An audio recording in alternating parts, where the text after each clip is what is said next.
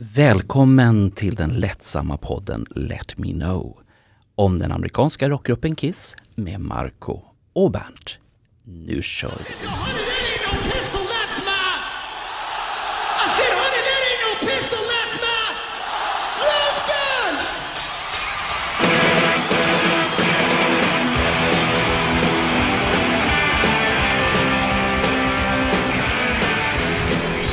Hej och välkomna till Let Me Know-podden. Podden där vi är trevliga mot varann. Ibland är vi få, ibland är vi många. Just nu så är vi lagom många. En podd som Johan Wallin kommer ta oss in i 1995 års mörkaste och ljusaste ögonblick.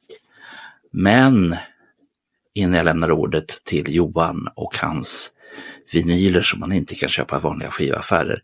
Marco, vad har du gjort sen sist? Jag fick in andra världskriget i huvudet här nu när du gjorde presentationen här. Det var den här En värld i krig. Kommer du ihåg han? Vad hette han som pratade i de där? Han hade ju en speciell röst. Ja, alla de här har en mycket speciell röst. Han var specialist på att göra dokumentärer om andra världskriget, En värld i krig, och han hette någonting. Jag ska klippa in en liten fras så förstår ni vad jag menar.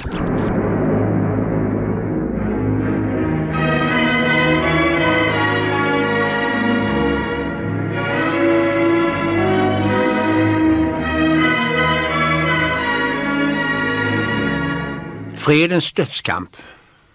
10 augustidagar 1939. Där satt han, omgiven av ett par gynnade kumpaner, och det ser jordgubbsbakelserna väl smaka. Men vi säger hej till Johan här nu istället. Hej Johan. Hej. Har du börjat året bra här nu?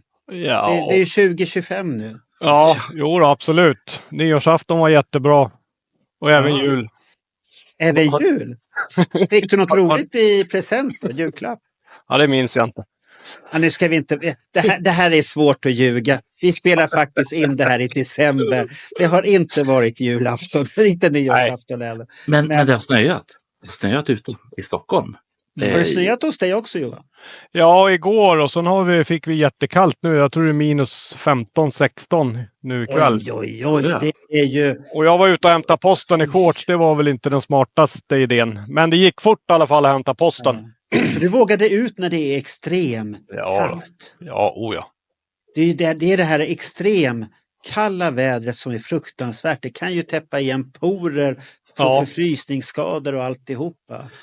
Ja. Får jag då fråga, extremväder som man brukar prata om, är det när man går ut i kallingarna och hämtar posten? Är det extremväder? Nej, det är det som orsakade att du hade strömavbrott igår och internetavbrott. Det var extremväder som gjorde att de kanske råkade gräva av en kabel och sånt där.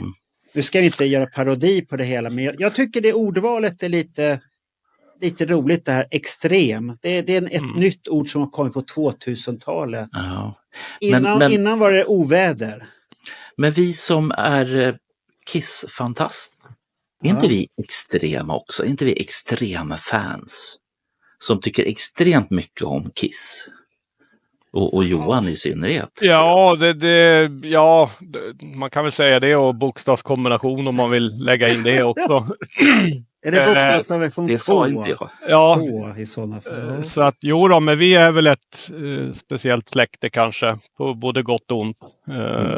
För tillsammans med likasinnande så är det väl roligt, men kanske inte alltid roligt för folk runt omkring som kanske inte riktigt förstår den här fascinationen av ett sminkat rockband som har existerat i 50 år. Nej, det julklappstipset det var en kund som köpte en speciell bok om Sveriges försvar under kalla kriget. Och så sa jag så här, öppna inte det ämnet bara vid julbordet sen. Nej. Det kan bli lite jobbigt. Eller så öppnar du den efter 5 snapsar, så öppnar du det. Så får du höra mycket konstiga. Och han tyckte det var en ung kille på ungefär 25 år eller något sånt där. Så säger han, men jag tror jag ska testa att öppna det. Det lät lite frestande att få öppna det ämnet. Så här, hur var Sverige under kalla krig? Var vi neutral eller inte? Finns det gamlingar så lär de vakna till liv och tycka det ena och det andra. Så att det kan vara intressant. Eller vissa av oss som var så små så vi knappt fanns.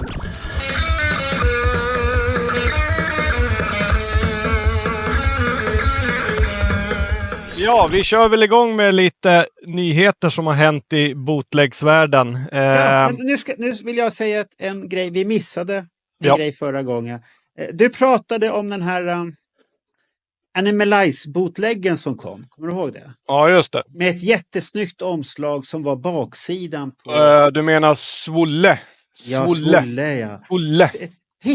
Du hade inte tittat ordentligt på omslaget. Hade Det jag? märkte jag när jag klippte. De Jaha. hade ju klippt in Bruce Kulick istället för Mark St. John. Ja, jävlar du. Ja, det Ja, har jag fan inte tänkt på. det var Nej, Bruce var heller. Kulick som var inkläppt där och jag satt och tittade så här, vad fan vad konstig Mark St. John. Nej men det är ju Bruce för fan. som de har Ja, klippt. nej, det hade jag missat. I och för sig spelar ju Bruce på spelningen så att det är väl Ja, korrekt så, men För att nej. vi pratade ju om den bilden då, fotosession, att det var så att den var klippt och manipulerad. Ja. Nej, men det var kul. Ja, det hade jag missat totalt. Så det kan du titta lite extra noga. Ja, jag ska titta på det. Men ja, det hade ju varit konstigare om det hade varit Vinny eller Ace de hade klippt in, för då hade det ju inte stämt Ja, överhuvudtaget. men då hade det blivit en sån här klassisk bootlegs från 70- och 80-talet. Ja, Det jo var då. lite osminkat och så är det full sminkad bild från 76 på Kisten. Ja, det finns många roliga bootlegs där omslagen inte riktigt stämmer Ja. överens med spelningen, men Då ja, är men det vi kan väl- tradition. ja. Tradition. Ja. Men vi kan väl börja med Hammond 18 oktober 74. Det är en soundboard och den har funnits ute tidigare, men inte på soundboard, utan då har det varit en publikinspelning.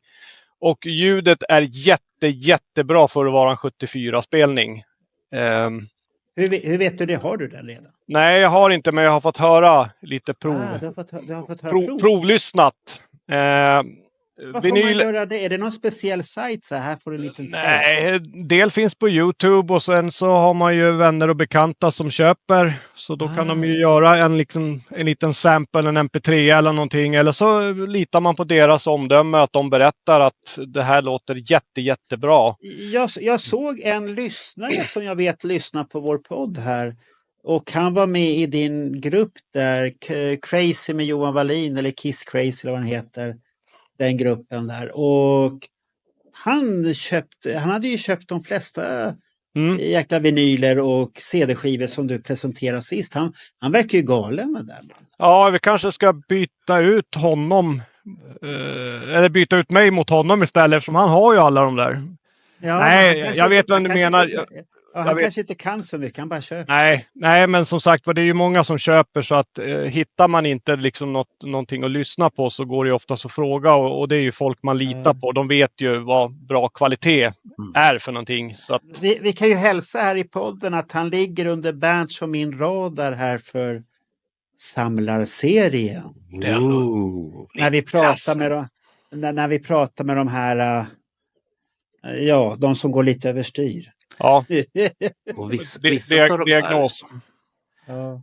Vissa av de här som de är både intressanta som människor, det är samlingar intressanta. De blir lite svåra att komma in på livet. Men Mark och jag, vi har en idé hur vi ska knyta ihop den katten. Så svåra är de inte. Gör det inte krångligare med det. De brukar vara snälla. Vi är snälla. Ja, vi är snälla, de är snälla.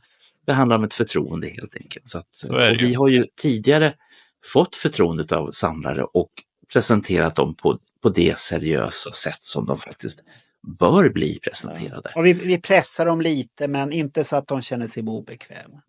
Nej, men det tror jag. Det, om vi pratar om samma person så tror jag nog inte att det är något problem. Nej, jag tror nog han vill vara med. Han är jättetrevlig, så att han har nog mycket roligt att säga, så att, och framförallt att visa. Så att... Jag var förvånad att han köper så mycket. Men återgå till nyheten om Hammond. Ja. Och är det vinyl eller CD? Det är vinyl. Räknar med någonstans mellan 600 och 700 kronor. Jag har sett att de säljs för. Kommer de inte på CD också, soundboarden då? Ibland gör de det. Ibland så kommer de både och ibland så väljer de CD istället för vinyl och så tvärtom. Men oftast så brukar det förr eller senare så kommer de ut på vinyl först, så kommer de på CD så småningom. Okay. Men det roliga är att de kan ju ligga prismässigt, jag köper ju hellre en en trevlig vinyl för 600 kronor än en tråkig CD för 600 kronor. Men ja. Ja, men om den kostar 150 då, den tråkiga CDn? Ja, men då låter väldigt köper bra. 2. Då köper vi 3. Aha, okej. Ja, nej, men den finns ute på vinyl och den jag har sett är ju någon typ av splatter vinyl. Den är lite röd med lite vita stänk kan man säga. Jag tror att den finns ett par färger till. Det är ju det här som är det roliga, att ska man samla så ska man ha då 3 versioner av varje konsert. Ja, okej. Ja, Men men det är samma ljud på dem i alla fall fortfarande. Ja. Nej, men den finns ju ute och det är jättekul att man har hittat en soundboard. Vilken turné vilken datum sa du på 74? 18 oktober, så det är ju Hotter den... Det är precis Hotter den Hell. Det är ju spännande. Och den har vi inte haft så mycket av. Hotter den Hell-turnén förut så var vi ju inte så berikade med ljudupptagningar just från, utan det var ju den första delen så att säga av Kiss första skiva. Så att, men det kommer ju mer och mer. Där är de ju på väg till det här magiska som kommer sen. Ja. Johan, du pratar om att köpa olika pressningar och sånt här. Jag har ju tipset här direkt. Ja. Självklart så gör man ju som så att alla vinyler har olika färger. Alltså det är någon form av splatter-vinyl. Och så blandar man olika och man vet inte vad man får förrän man har köpt den. Det är lite Kinderäggskänsla över det där. Ja. Och ju fler du köper desto fler olika har du. Absolut, så är det ju. Men det blir en kostnadsfråga också. Man ska köpa 3 versioner av samma konsert och sen kommer nästa, så att då får man nog bygga ut. Och det är också dyrt. Vi håller oss kvar vid 74, för då har vi ska vi se här, det är den 16 juli i Baton Rouge uttalas det väl. Den är på CD, också funnits ute bland samlare sedan tidigare. Jag har ju den sedan många år tillbaka och lyssnade då på ett litet exempel ifrån den nya CDn och jag hör faktiskt ingen skillnad. Antingen så har jag en jättebra kopia eller så har man helt enkelt bara tänkt att men det här är en hyfsad spelning, vi pressar ett omslag och sen så kan vi tjäna några kronor till. Så att jag har inte fått reda på om det är inte en soundboard-inspelning för att man hör publiken för bra för att det ska komma från mixerbordet. Så att den är ett litet frågetecken på varför den kommer ut. Det vet jag inte, för jag tycker att de låter precis likadant. Och du hade den på CD redan också? Ja, den har jag nog haft sedan 25 år tillbaka, så att den har funnits ute i många, många år. Men det är snyggare omslag då? Ja, den är snyggare den här vita plastfickan som jag har i, och så har jag skrivit på CD-skivan vad det är, så det är klart att den är ju snyggare i hyllan. Ja, men då är det därför den kommer upp. Ja, jag tycker väl kanske inte att det är värt 500 kronor för att köpa någonting som jag redan äger. Kostar en CD så mycket? Ja, de kostar det, de där, alltså bootlegs. Och det kan vara en enkel-CD. Är det mycket? Ja, och kommer ut då en 10-12 stycken då, plus vinyler varje månad, så då blir det ju några kronor.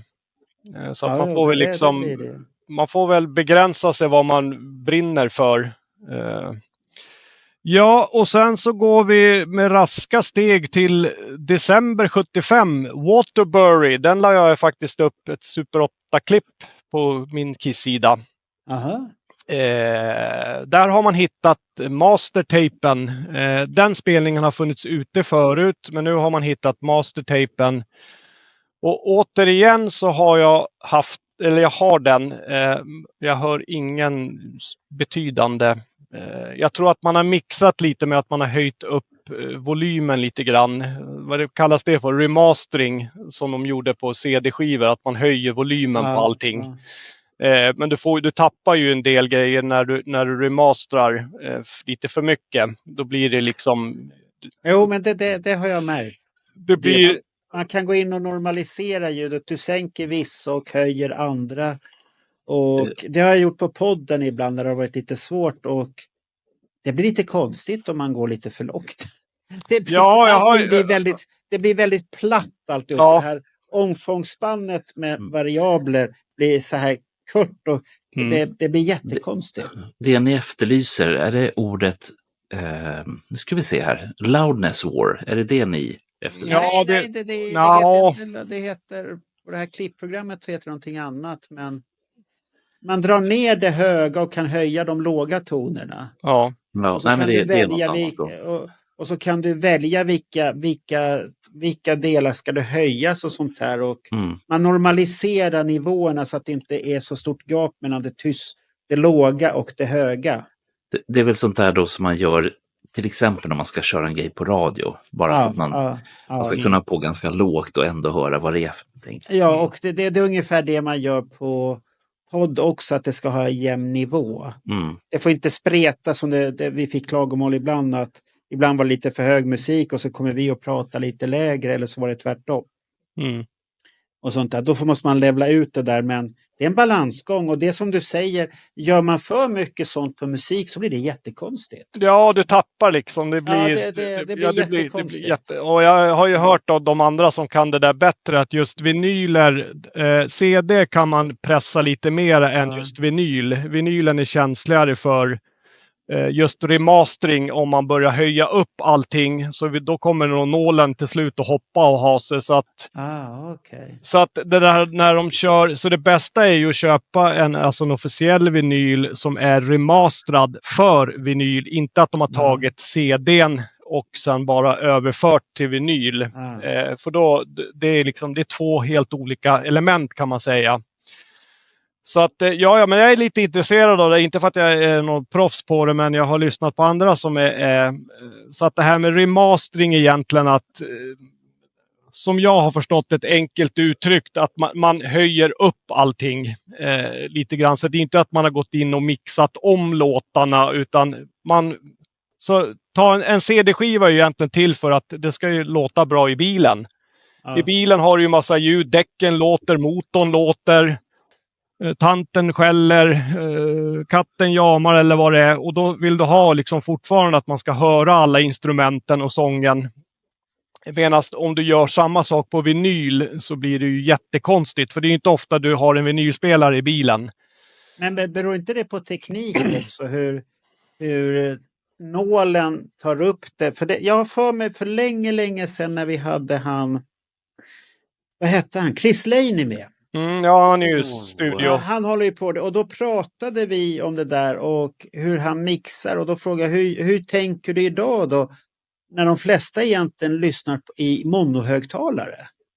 De har en högtalare som de streamar alltihopa till, och så är de jättenöjda och tycker att det blir bra. Men det är ju ingen stereobild, och då blir det så här fake stereo, om man säger så. Ja.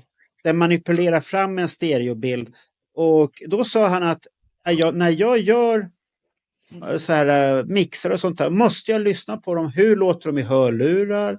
Hur låter de i en sån här burk? Och så att man får kompromissa och hitta en väg där så att det låter bra på alla. Han sa det att han hade väl gjort någon gång, han hade satsat och lagt ner allt krut på sina fina referenshögtalare. Det lät jättebra. Och sen kom han någonstans och så sa han så här, fan vad konstigt det låter. Vad är det som har hänt? Ja. Och den här känslan att i den här dumburken, så var en jättedyr dumburk, så lät det jättekonstigt. För att det är ju bara ett element med diskant och sånt här.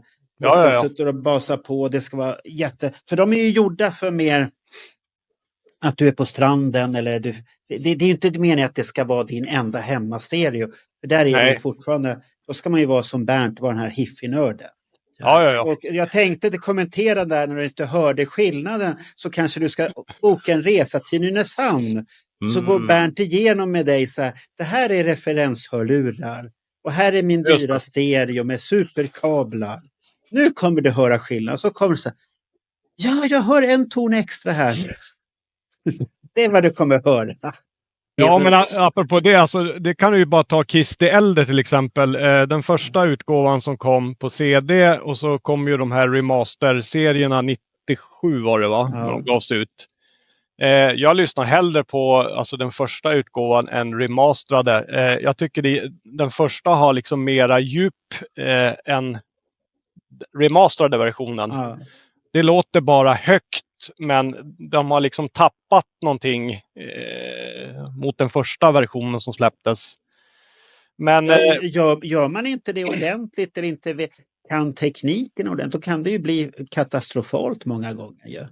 Pratar vi om remasteringarna från, jag tror det var 97? ja, precis. Ja, det var de han pratade om. Ja, att det äldre låter bättre på när den nu kom, om det var någon gång på 80-talet på CD. Och sen släppte man ju alla igen 97.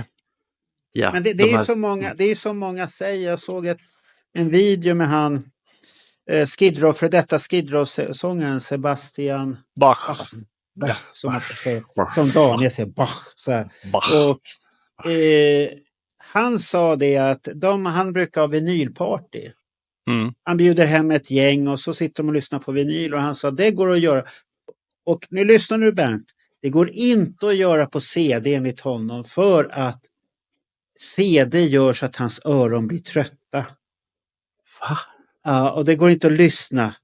Och jag satt och funderade så här, jaha, är det verkligen så eller inte? Jag vet inte. Det kan bero på vad man har för högtalare. Nej, han sa att han har fina grejer. Ja. Men när han spelar vinyl så är det mjukt och fint.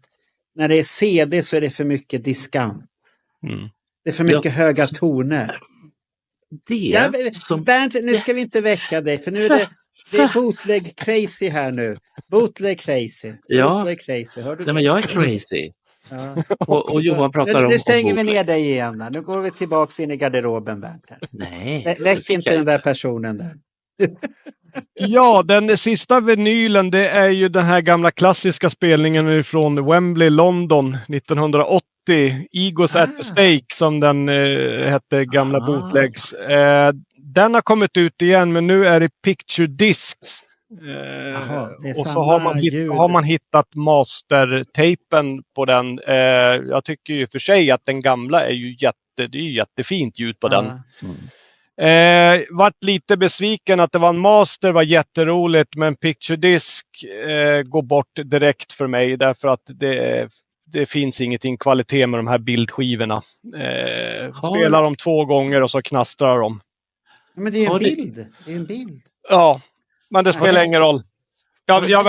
Jag väntar på att den kommer på CD i så fall, om de inte tänker. Tack för att jag gick med i din grupp där, Bootleg Crazy där. Johan, så har det fått kommit så här andra Kiss bootleg-sajter, så jag gick med där och nu får jag så här konstig reklam, och då var den med där. Ja. Och så tänkte jag säga, och så skrev alla, vad häftigt med bildskivor. Och så tänkte jag så, men de var ju fan inte bra en gång i tiden när de kom. Och de har inte blivit bättre nu heller då. Nej. Det var nämligen det jag hade snappat upp, att de faktiskt har blivit bättre i och med den nya tekniken som finns. Men eftersom jag inte köper Picture Discs helst, utom med Sparks, så kan jag inte svara på det. Men varför är inte en bildskiva bra?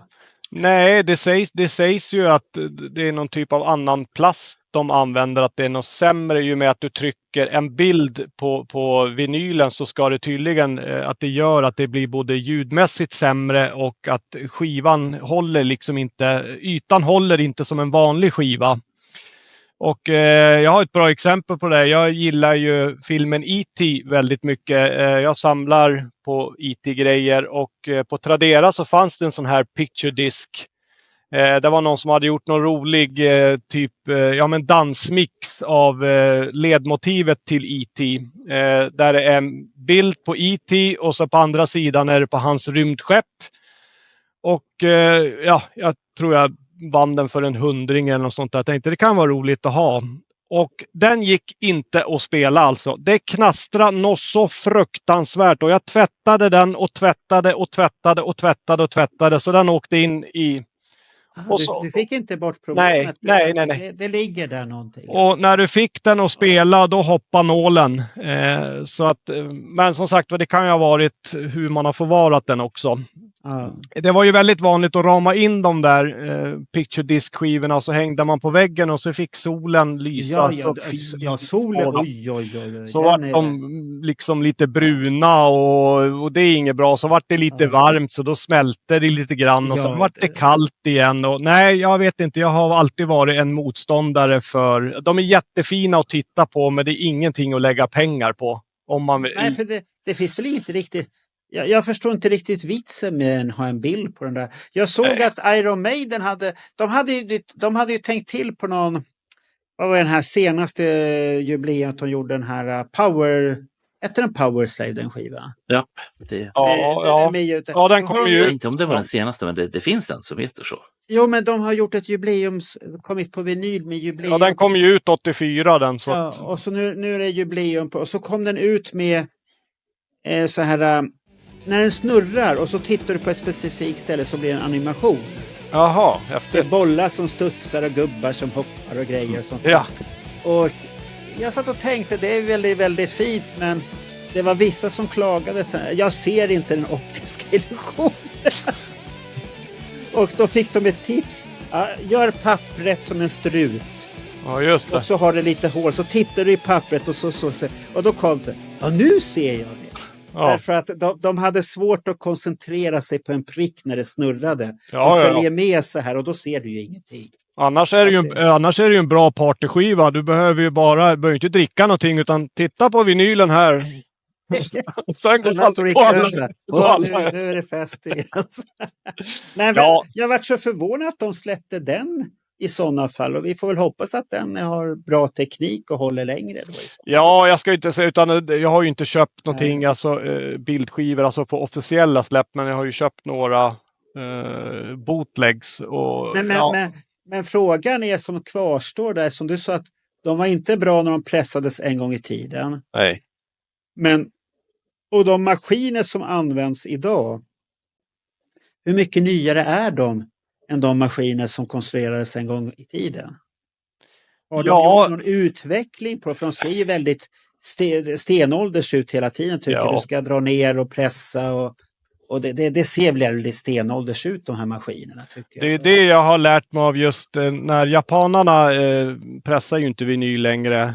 De slutar väl 87-88 någon gång. Det har ju varit tal om att de skulle väl börja eventuellt igen.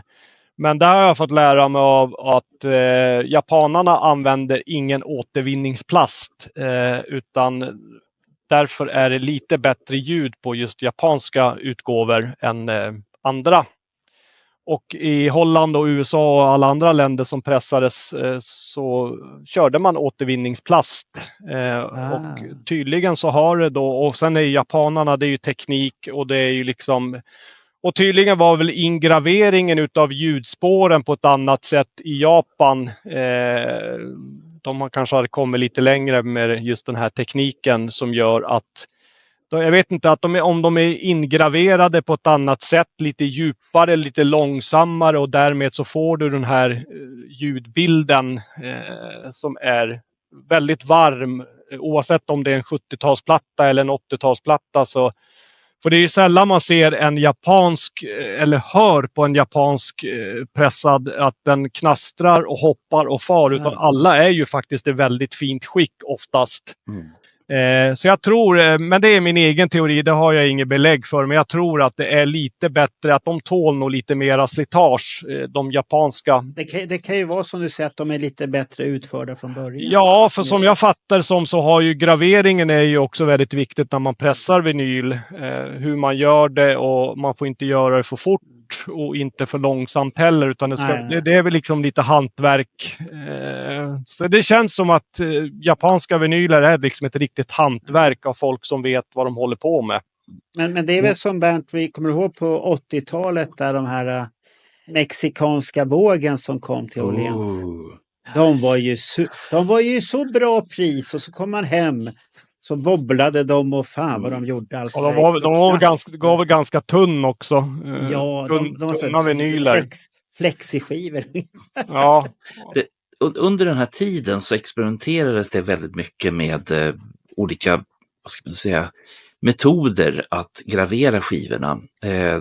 Jag tror att det är runt 84-85 när CD:n började liksom göra sitt intåg. Och då kände de som gjorde LP-skivor att nu får vi fan mig skärpa till oss. Så att det finns ju dels någonting som kallas för digital metal mastering. Fina grejer. Och ja, det var väl lite mer dynamik i dem, det kanske det var. Eller så var det att man ville tro det. Sen så hade vi ytterligare en variant och det var de här halvfartsgraveringarna som då gjorde att det blev lite mer dynamik i. Men någonstans där så hade ju redan 12-erna, alltså maxisinglarna som var på 45 varv och som hade en jävla dynamik. Jag menar om ni lyssnar på vi kan ta både Dirty Livin' och även I Was Made For Loving You på 45 varv. Jämför det med de amerikanska som kom, jag tror som 33, är en jävla skillnad på ljudet. Ja, det så att det fanns mycket experimentlusta under den här tiden och jag kan tycka att det är bra.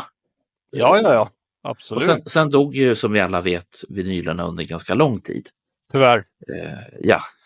Och sen, det ska vi inte gå in på nu. Det här är roligt. Nu stänger vi den lådan, Bernt. Nu går du in i garderoben igen. Ja, då har vi den sista då. Det är också en CD. Det är ju sista spelningen man gjorde i New York den 2 december 2023. Som heter The Final Concert. Det måste vara ett geni som kom på det namnet.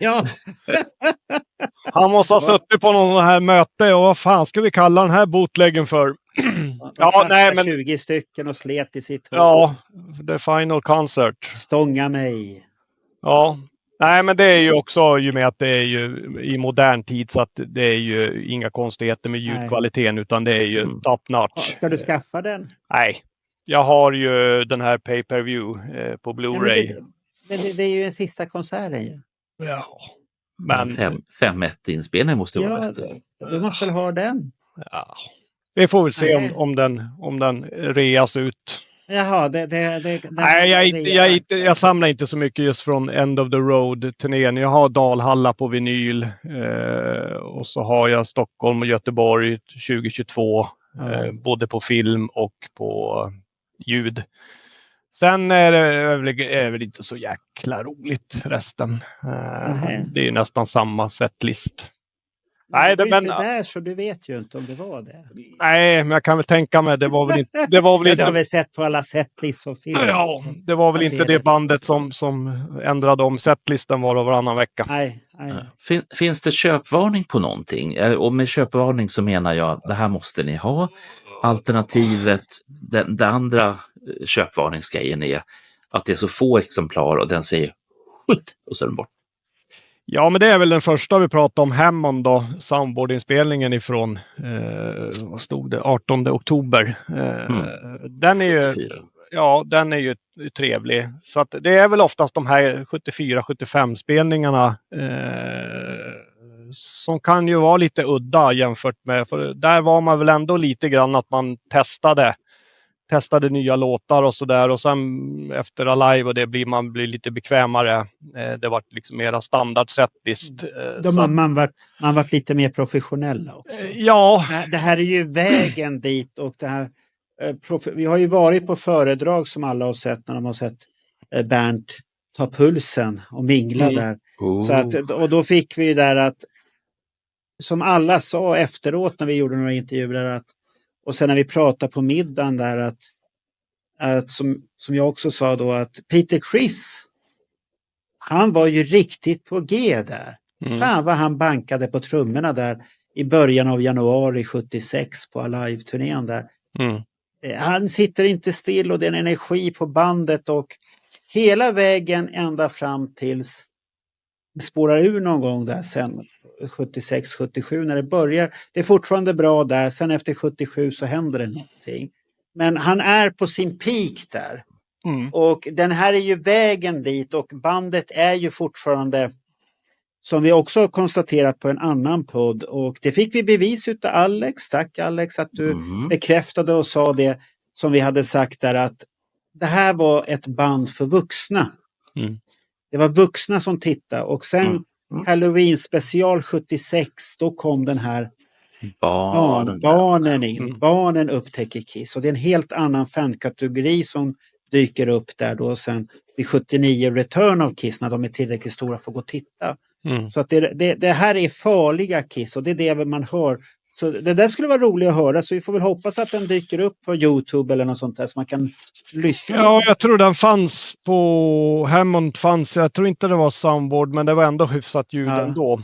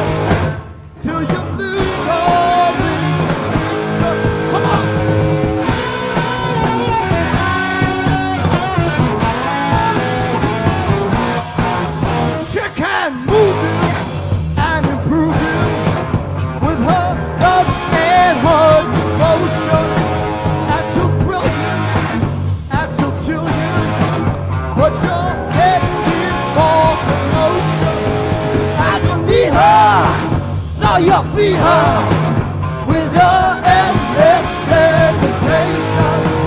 And the quicker you get sicker to remove your medication.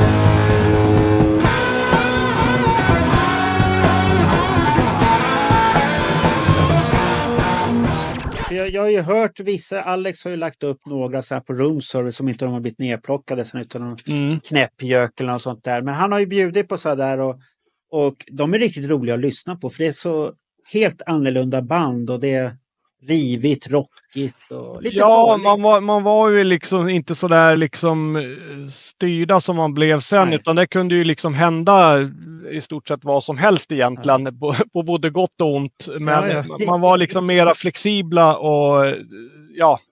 Det var lite punkigt på ett sätt. Ja, men de var ju liksom lite så här jävla attityd att nu ska vi köra och sen så. Men så har ju Kiss alltid varit. När det funkar då blir de ju lite bekväma och då kör vi det här safe. Inga utsvävningar utan vi kör bara. Men nej men absolut, det tycker jag alltid att man ska. Det är ju alltid trevligt med de här tidiga konserterna. Alla perioder är väl intressanta. Jo. Det är ju som vi har den här 84 soundboarden som släppte ut. Man får tycka vad man vill om Mark St. John, men jag tycker det är spännande ändå. Ja, men det är ingen fel. Allt har sin plats på något sätt. Jo, men så är det ju. Är man intresserad av Kiss så är det ju liksom olika delar av deras karriär. Finns det ju så pass mycket idag också. Det kommer ju mer och mer och mer. Så att det kan jag tycka är lite tråkigt på ett sätt. Det är lite motsägelsefullt eftersom jag samlar. Men det blir liksom inte den här samma lycka som förut när man fick hem ett kassettband med någonting och man hade egentligen ingen aning om vad var det här egentligen och hur låter det, och idag så är det ju bara ett klick ut på internet så vet du, det där lät inget bra, den köper jag inte. Så att det kan jag väl sakna den här Så du menar att tillgängligheten och din egen kunskapsnivå har gjort att du är lite mätt? Ja, så kan man väl säga. Jag tror det låter ju farligt det här. Men det är väl svårare idag att liksom känna den här riktiga lyckan när man fick tag i någonting när man var yngre. När man hade jagat någonting kanske ett halvt år, 2 år. Och så plötsligt var den där. Idag liksom blir det att, men har du sett att Dallas 76 finns på högupplöst? Och då liksom blir det, okay. Ja. Det är det här internetens goda sida och dåliga sida. Men vi har ju blivit bortskämda idag på ett annat sätt. Så det blir liksom, visst är det jättekul att det kommer nya saker som man inte vet om att det existerade. Men jag kan inte känna den här samma lycka som man gjorde förut. Men sen finns det här är ju digitalt i sådana fall. Det ligger på ute på YouTube eller någon sajt eller något sånt där. Det är ju digitala filer. Men då kommer ju spänningen där som vi upplevde när vi var på skivmässan där, att Bernt skulle hitta Bruce Kulicks Audiodog och jag skulle hitta Gene Simmons Asshole. Asshole hittade vi hos en. Och Audiodog, det var ju bara att glömma. Det var ju knappt de visste vad det var för skiva. Vissa utav de här överhuvudtaget. Nej, den släpptes väl inte i så jättemånga ex att, när den kom. Så det var kört. Det ligger på Bernt.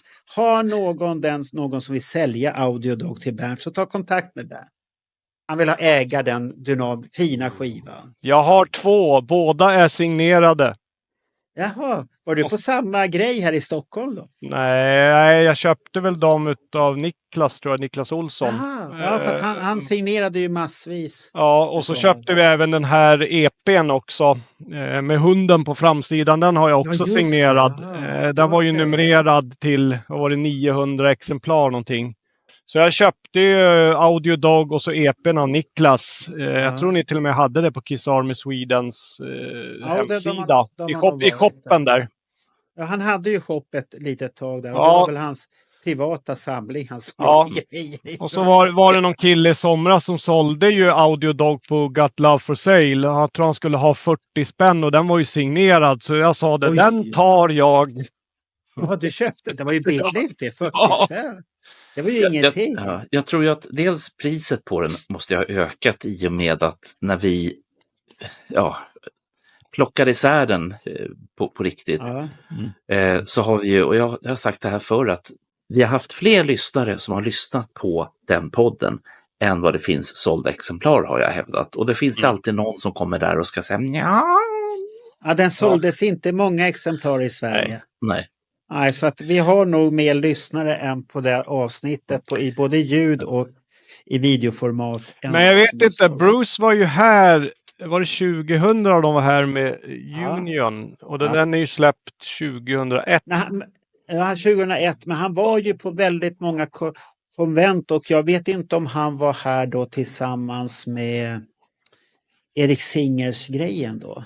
Ja. Nej, jag tänkte i och för sig, Niklas har väl kontakt med Bruce, så att Bruce skickade väl kanske ett gäng skivor ifrån USA. Jag har precis den som du har signerad. Ja. Och jag hade för mig att jag har fått den via Bruce, men det kan vara att jag har fått den via Niklas. Som du säger, att den kommer via någon utav Ja, det känns som att Niklas hade kontakt där, så att för det gick inte att köpa den på Ginza eller något sånt där. Utan det var ju genom Kiss Army Sweden som den fanns. Och EPn, den tror jag har sett en gång sen jag köpte den, har jag sett den ut i försäljning, så att det verkar vara en riktig raritet. Jag har sett den faktiskt på en skibörs när jag var inne och tittade, inte för så länge sedan, och jag bara konstaterade, jag tänkte inte på att den kostade inte mycket heller. Nej, var det 50 eller 100 kronor de skulle ha? Men jag kan bara konstatera, jaha, de har den. Och så, mer än så tänkte inte jag på att man skulle köpa den eller sånt där. Nej, jag har inte sett den varken på Tradera eller något sånt där. Så att, men det är klart att majoriteten av de där EP såldes väl inte i Sverige. Nej. Utan det var men nu skippar vi Bruce. Kan jag få backa tillbaka lite grann? För ni hade en ganska intressant diskussion igång som handlade om när Kiss var yngre. Och så jämfört med att i dagens läge så kanske man inte vill ha konserterna från 2017 fram till den här sista konserten på varken CD eller på DVD eller vad fan det nu kan vara, eftersom alla de här konserterna låter ju i princip likadana med små förändringar. Och då behöver man ju kanske bara en. Och då kan man ju kanske slå till på den här från den sista, för att det var en lite spännande grej.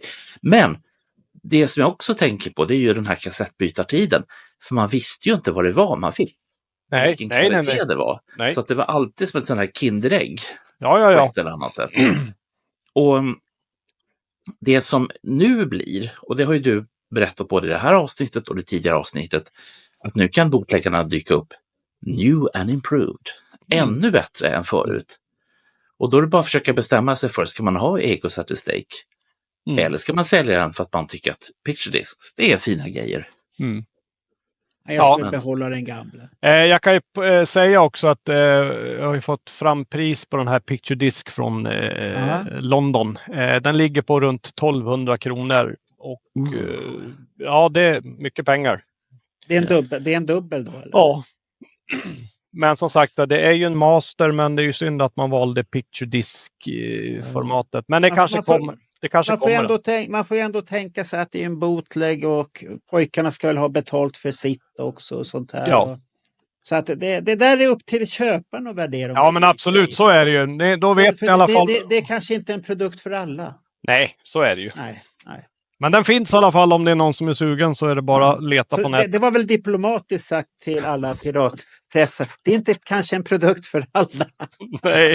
Nej, men det är väl kanske inte tänkt så heller. Nej. Sen Johan, så nämnde du Ginsa i förbifarten. Och från tid till annan när jag går in på Ginsa och så söker jag på Kiss, då hittar jag väldigt mycket det som nu kallas för radioinspelningar. Vad skiljer radioinspelningarna från bootlegsen? Jag menar, finns det finns det grejer som först har varit radioinspelningar, getts ut som bootlegs och sen så kommer det sådana 10-pack med CD-skivor för 179 spänn. Eller hur funkar det med de här radiogrejerna? Vad skiljer de från bootlegsen? Ja, man kan säga att en radioinspelning det är ju som en soundboard-inspelning. Alltså de har ju spelat in från mixerbordet. Och det har vi ju flera av som har varit ute i alla år. Faktiskt i bra kvalitet också. Men det som jag tycker att med radiospelningar, det är ju precis som soundboard, att man tappar ju den här alltså känslan av att det finns en publik. Det blir liksom att Paul skriker "How you doing Houston?" och sen är det liksom tyst. Det låter jättemärkligt. Man hör liksom någon klapp svagt i bakgrunden. Det är väl roligt på ett sätt att det är alltså du hör ju musiken väldigt bra, men det när det är live för mig, då vill jag gärna höra publiken också. Absolut inte något live-ljud. När det här... Jag som tänkte att det var en lösning att man laddade ner den filen och så går den i bakgrunden som ett tillägg så här. Ja, det var de. Framförallt på Live 3 så Eddie Kramer hade hittat någon knapp där på mixerbordet. Nej, och sen just radiospelningarna är ju, bandet har ju oftast ingenting med det att göra, utan det är ju radiostationen som äger. Så det är därför de kommer ut de här. Det kommer ut Dynasty, den här alternativ. Undrar vad den kommer ifrån egentligen. Med demos och såna här saker. Kommer väl ut i somras tror jag. Ja. Nu är inte det någon radioinspelning, men det är väldigt fint ljud på den. Ja, men undrar vad den kommer ifrån. Och sen är det ju inte den riktiga Kiss-loggan på omslaget heller.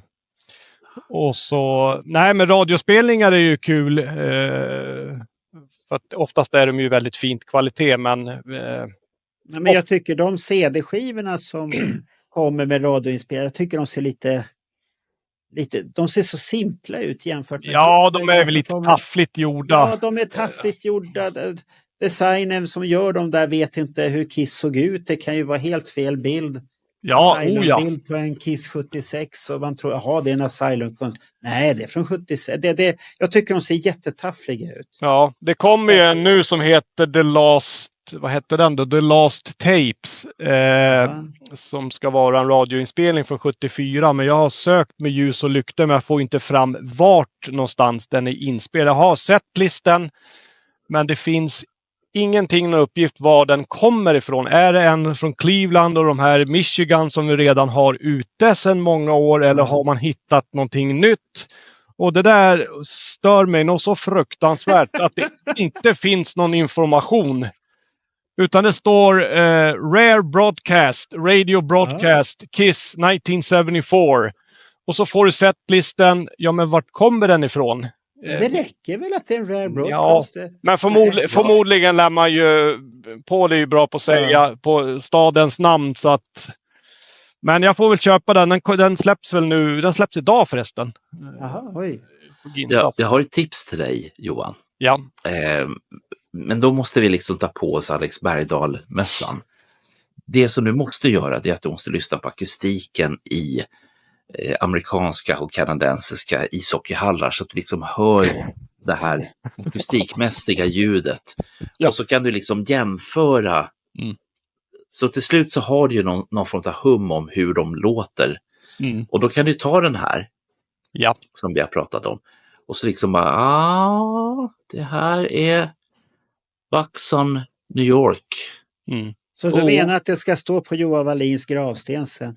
Han ägnade hela sitt liv åt att hitta akustiken i gymnastikhallarna i USA. Ja. Och herregud. Och därmed Eller dog han. hockeyhallarna. Nej, Ja, nu går nej, vi men vidare. vi- Nu går vi vi- vidare. Vi får säkert klarhet i var den Ja. kommer ifrån. Det, tror jag. Nu hoppar vi till 95 från här gymnastik. Fy fan, Bernt. Nu hoppar vi vidare här. Vad är det för tokiga grejer du säger? Ja, men då får man ju rätt på var den är inspelad. —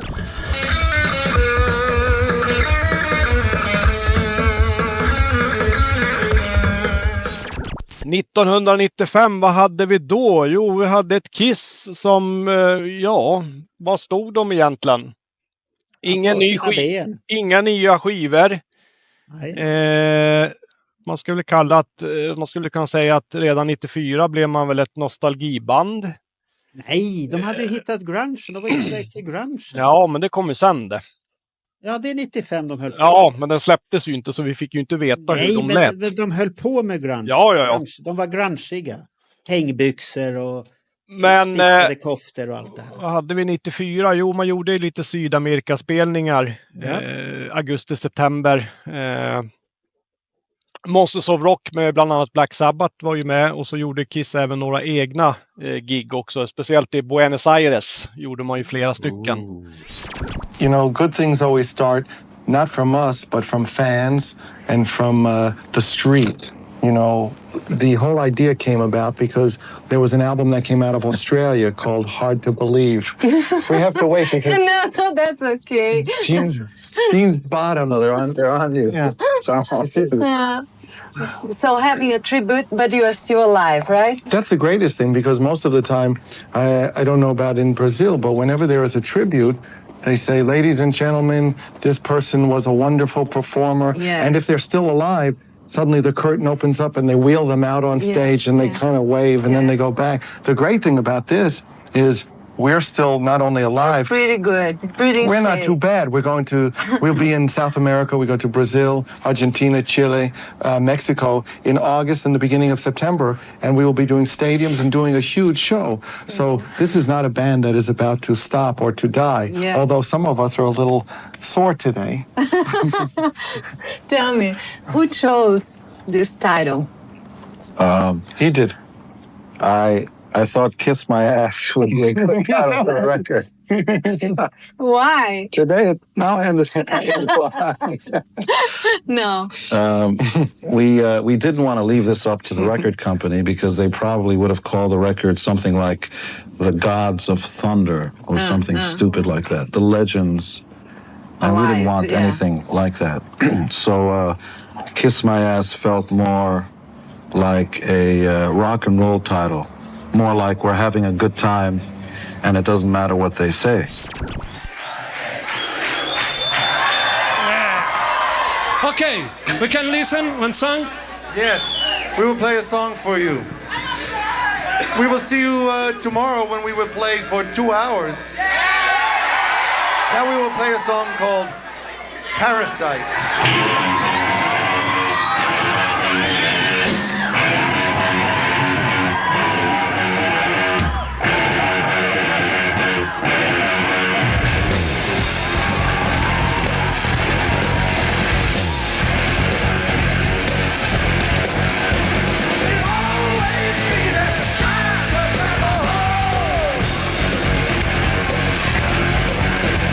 She walks into the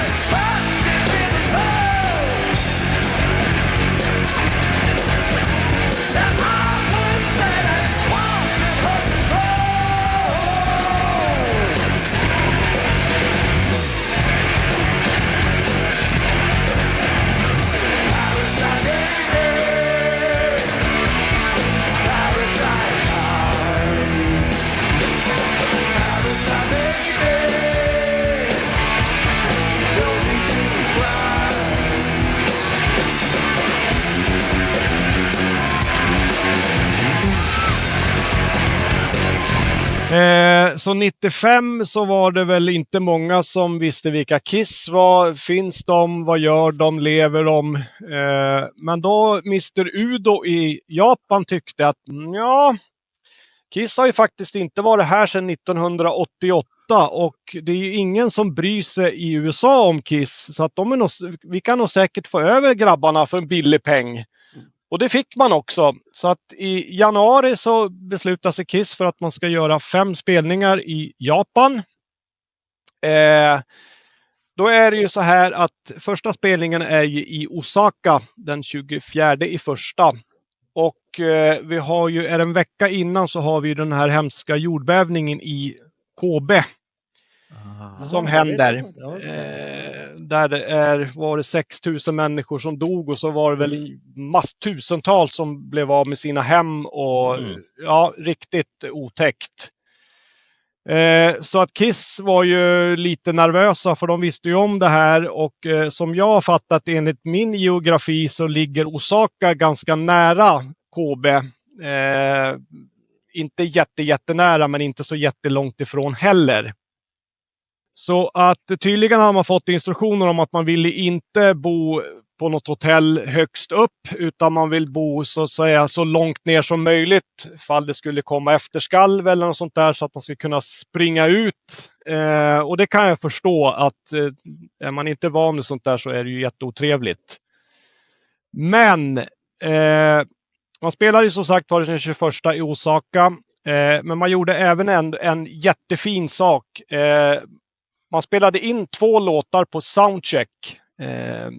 Rock Bottom och Strutter.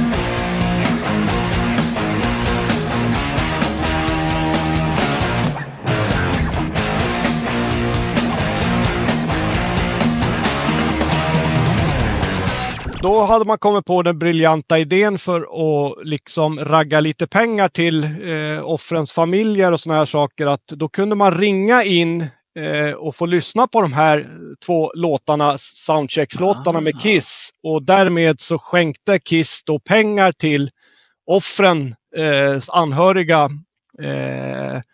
Och jag har haft om jag har haft Strutter på CD. Nu hittar inte jag den. Kanske finns ute på tuben, har inte kollat. Alltså vi får kolla. Ja, nej men det tyckte jag var en jättefin gest utav Kiss. Att göra så, att skänka pengar och komma på den briljanta. Jag vet inte om Kiss kom på det eller om det var Mr. Udo som tyckte att... det var nog Mr. Udo. Nu får ni spela in här grabbar och så skänker ni lite stålar här. Men Osaka körde man och det gick ju jättebra. Finns ju både filmad och ljudupptagning. Jättefint ljud.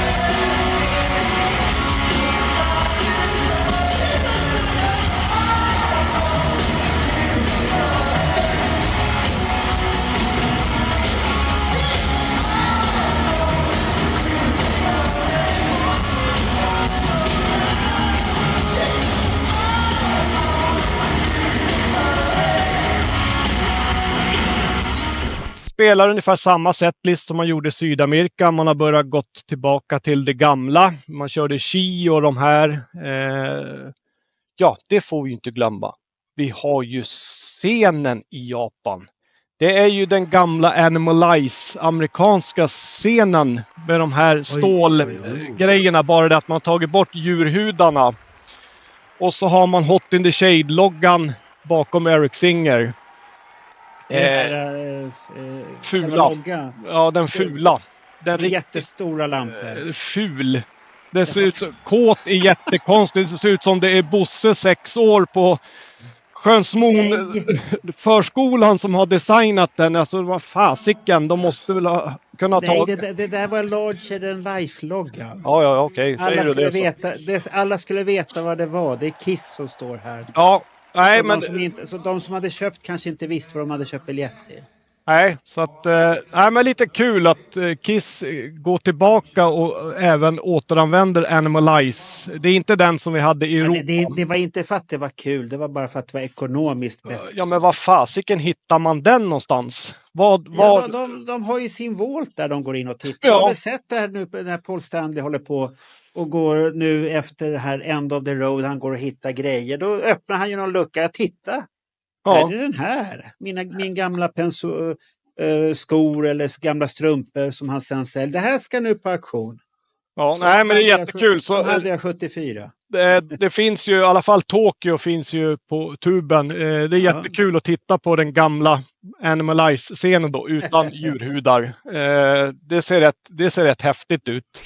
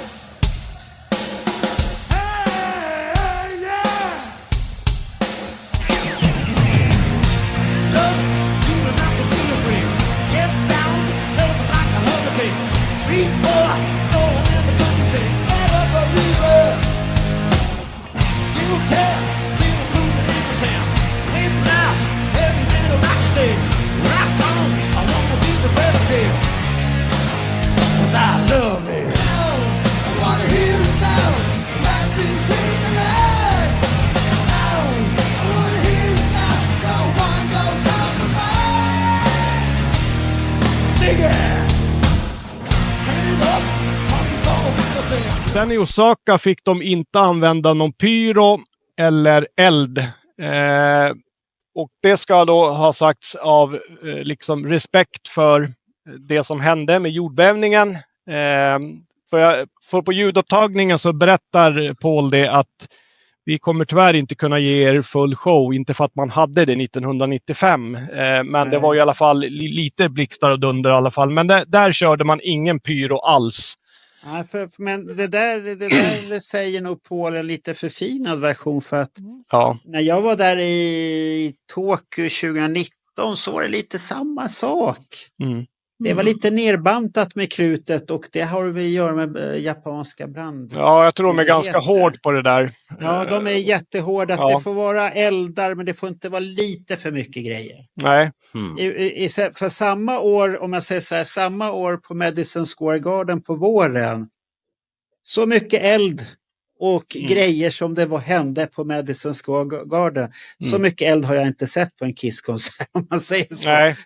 Där var det, och sen kom man till Tokyo och då var det så här, aha.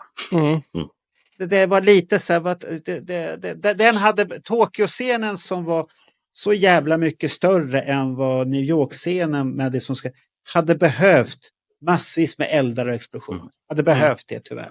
Det. Och sen ska vi ju säga också att när man spelar i Osaka, den hallen är väldigt liten. Jag tror det ryms... Det är konstigt, för det är ju stora städer som är men just det här Osaka är ju det är små ställen. Det är ju inte 10-15 tusen. Men att de inte har någon större städer, för det är ju jättestora städer. Nej, men tydligen är de ju väldigt, väldigt populära i Osaka. Så att det tycker jag, det är väl lite fint att de kan även åka och spela på lite mindre ställen. De får väl bra betalt, antar jag. 95 kanske de inte fick så jävla bra betalt. De fick väl någon sushi och någon morgonrock. Nej, eller något. de kände honom så väl så att jag tror att den här... Det var ju han som gjorde fortfarande 2019-spelningen. När vi lämnar Osaka, för det blir bara en spelning, då åker man till Fukuoka. Jag tycker det låter så roligt. Fukuoka. Det är väl Säger du rätt? Fukuoka. Det låter som en sån här macka som man värmer i ugn. Ja, jag har lyssnat på Paul. Han säger så. Fukuoka. Ja. Jag vet inte. Jag hittade den. Den ligger väldigt långt ute på öarna här. Mm. Längst ut på spetsen under Korea. Ja. Ja. Så där gör man också en spelning och den har vi lite sämre med material ifrån. Jag tror inte vi har någon film ifrån Fukuoka. Jag tror inte vi har något ljud heller. Nej. Ja, skitsamma. De spelar i alla fall i Fukuoka och alla är jätteglada. Sen är de lediga en dag och sen åker de till Nagoya. Jag tycker det är så härliga namn, Nagoya. Ja, de tycker säkert samma sak om oss. Men och där har vi ju full båt. Där har vi både filmat och ljudupptagning. Allting ska påpekas i fin kvalitet. Det är Japan. Det är inga dynggrejer de står och filmar med. Are you ready for some rock and roll? All right, here's a song comes off the album Revenge. This one's called One Holiday.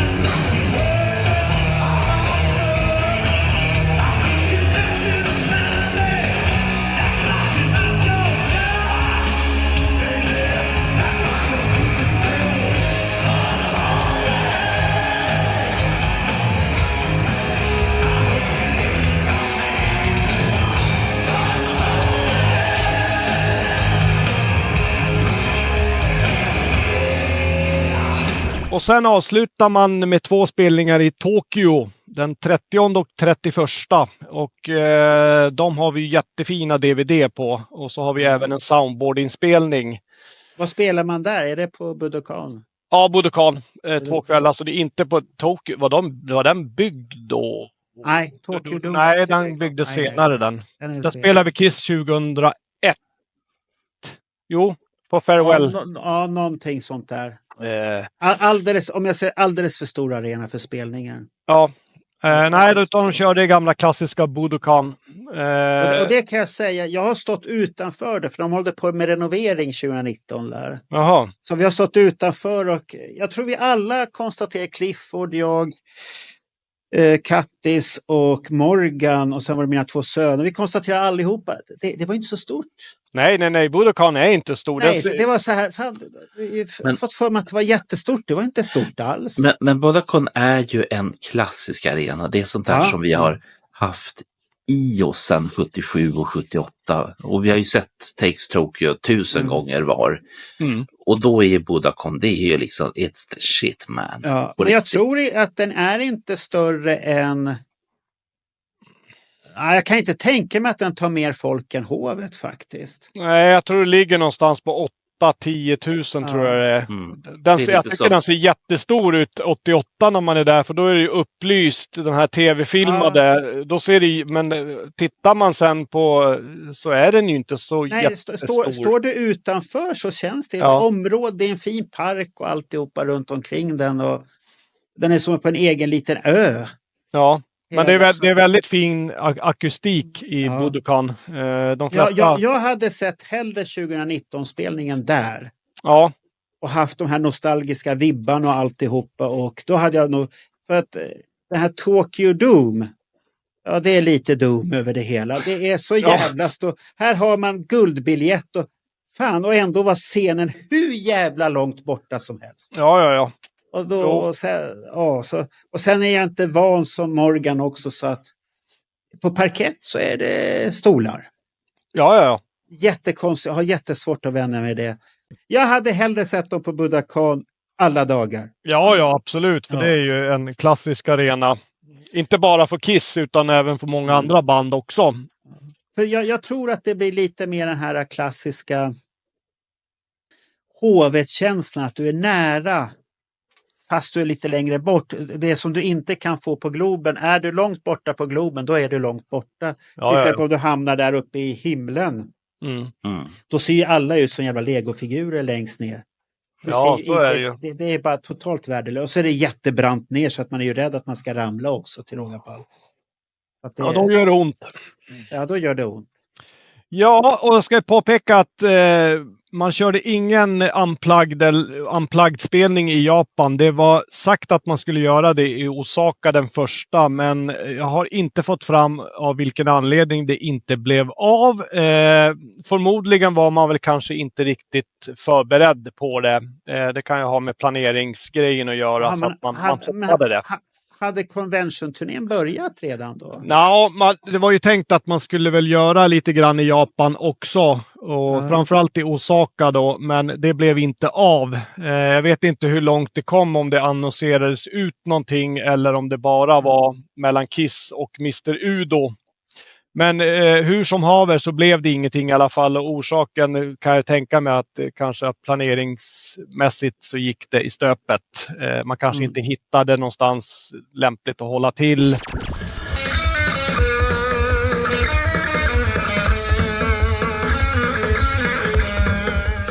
Så grabbarna flyger till Australien istället när de är klar med Japan. Och där har de ju inte varit på 15 år. 1980 sminkad med Eric Carr och Ace Frehley.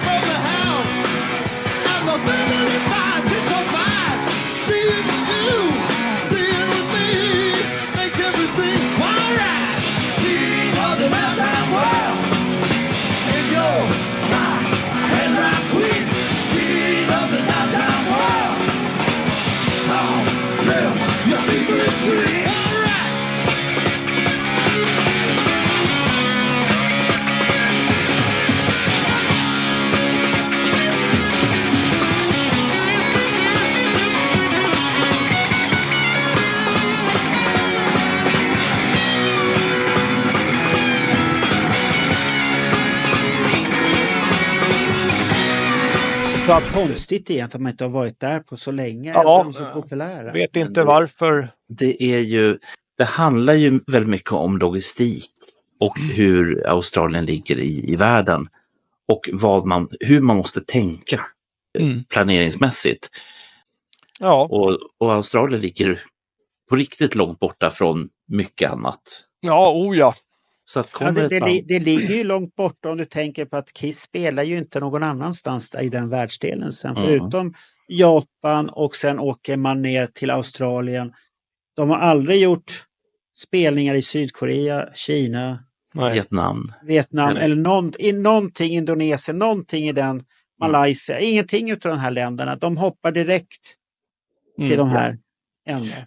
Men då blir det lite kul, för att nu får vi faktiskt en premiär utav Unplugged Convention. Den 3 februari så börjar man i Perth. The heavy metal band minus the trademark makeup are beginning a revival tour in Perth. There was a reminder of the old style from die-hard fans, and I'm sure there's lots of them all around the country. But the band says it stopped putting on makeup because it became boring. Och där kör man, och där är det låter okej, men man har inte repat något jättemycket, utan det är väl lite grann för att testa, så att säga, publikens respons. Men de flesta verkar tycka att det är ganska trevligt, de som är där, för de tjoar och kimmar och hoppar och klappar och har sig. Så att katastrofspelning är det absolut inte, men man kommer höra sen ju längre tiden går att Kiss repar mera och låtarna sitter på ett annat sätt. Dagen efter så då ska man köra en riktig konsert i Perth och då får vi en riktig smällkaramell och då får vi Shandy elektriskt på scenen. Och det är ju första gången sedan 80. Den finns ju också inspelad, jag tror den finns på tuben till och med.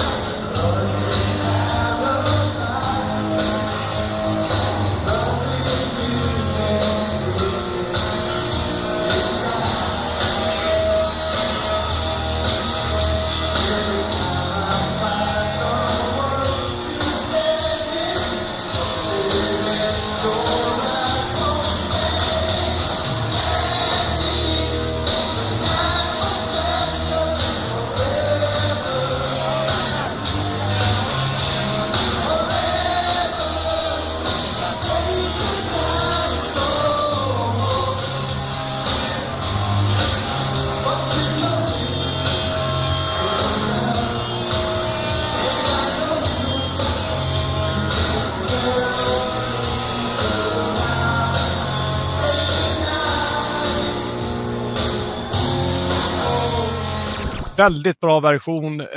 Konstigt nog så körde man bara den på första spelningen. Sen så körde man inte den mer i Australien av oförklarliga skäl. Det var väl någonting som Paul kanske inte gillade. Jag vet inte. Var det något som inte passade Paul nu igen? Nej. Jaha. Shandy är ju en sån här låt också som den ska tydligen bara spelas där och ingen annan. Ja, den spelas bara där. Den är bara stor där i Australien. Ja, den vart ju tydligen, säger de att den vart en liten hit där 80. Ja. Så, den vart ju hit i Norge också, jag för mig. Ja, Nils har sagt det i något sätt. Ja, Unmask sålde väl rätt bra i Norge också. Japp. Det var bara de länderna som förstod den där skivan. Ja, resten förstod inte tydligen. Sen är det väl egentligen inte, sen åker man till Adelaide. Det är inga konstiga där, utan vi ska ju säga att man tar ju inte med sig Animalize-scenen till Australien, utan nu har man tagit med sig Hot in the Shade-scenen med swingsen. Det är inte hela swingsen utan bara dela lite grann, det är väl munnen och uppåt, så att det är ju inte hela Hot in the Shade-grejen.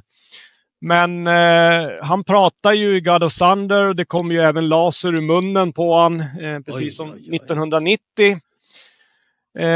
Så att tydligen så skeppar man en scen till Japan och en scen till Australien. Så när man var klar i Japan så kunde man sätta sig på flyget och åka. Så var scenen redan uppsatt och klar. Vad smart det var. Ja. Då har jag en fråga, Johan. Ja. 2 frågor faktiskt. Fråga nummer 1. Fanns det en kisslogga? Och fråga 2. Kom de ut genom munnen? Ja, det gjorde de.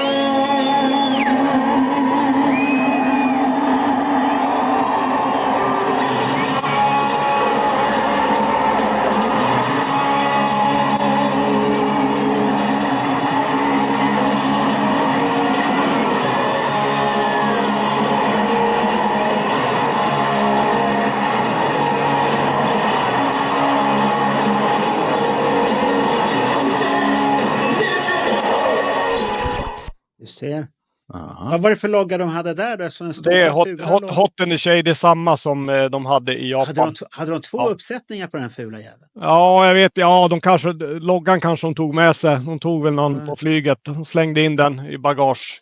Har du tänkt att bjuda på den sen när det kommer den här dödsbo-grejen där? Jag vill köpa fula Hot in the Shade-loggan. Ja, du, den är nog billig den. Du kan ha den på tomten liggande där som flygfyr. Ja. Då blir min fru jätteglad, tror jag. Ja då, nej, så att det är faktiskt lite kul att man använder 2 olika scener. För att man hade ju ingen ekonomi för att bygga någon ny scen och man hade ju egentligen ingen skiva att representera heller. Så att förutom Kiss My Ass. Kiss My Ass kicks your ass. It's the brand new album of classic Kiss Regroove, covered by today's hottest rockers. Baby, if you're feeling good. Featuring Lenny Kravitz on Deuce. Kiss, one of the most influential bands in rock history, immortalized with 11 kick-ass renditions of Kiss's greatest hits, including Garth Brooks on Hard Luck Woman.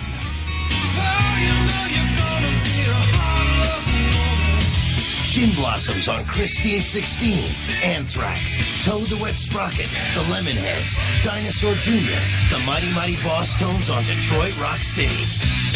It's today's top acts under the influence of Kiss. Kiss My Ass. For over 20 years, they've been one of rock's legendary bands. Kiss. Get ready to party with Kiss, alive, on stage and hotter than hell. Join the Kiss Army at Flinders Park to witness all their hits. Tickets on sale Monday. En hyllningsskiva till sig själv. Ja, den var lite... Den kan ju inte de börja... Nej, det blir konstigt. Undrar om man kan göra ett hyllningspoddavsnitt till sig själv. Men det finns ju en... Gjorde de inte en australiensisk utgåva utav Kiss My Ass? Jag har för mig det med australiensisk flagg. Ja, jo. Och så även Alive-skivorna fick ju sån här, vad heter det då? Den här kartonggrejen över som ett litet jubileum. Så att Kiss var tillbaka. Ja, inte OB, men alltså sederna såg ut som i USA, men att man gjorde liksom en kartonggrej som du sköt in hela konvolutet i. Och så stod det ju någonting... men det var väl det du visade på Alive-podden? Ja, vad fasiken är den? Jo, men det pratade om på Alive-podden sist. Den har jag sålt. Nej, den får de titta på Alive-podden om de vill se boxen. Ja, nej, men det finns på nätet. Det finns en speciella australiensiska. Förmodligen för att man firat...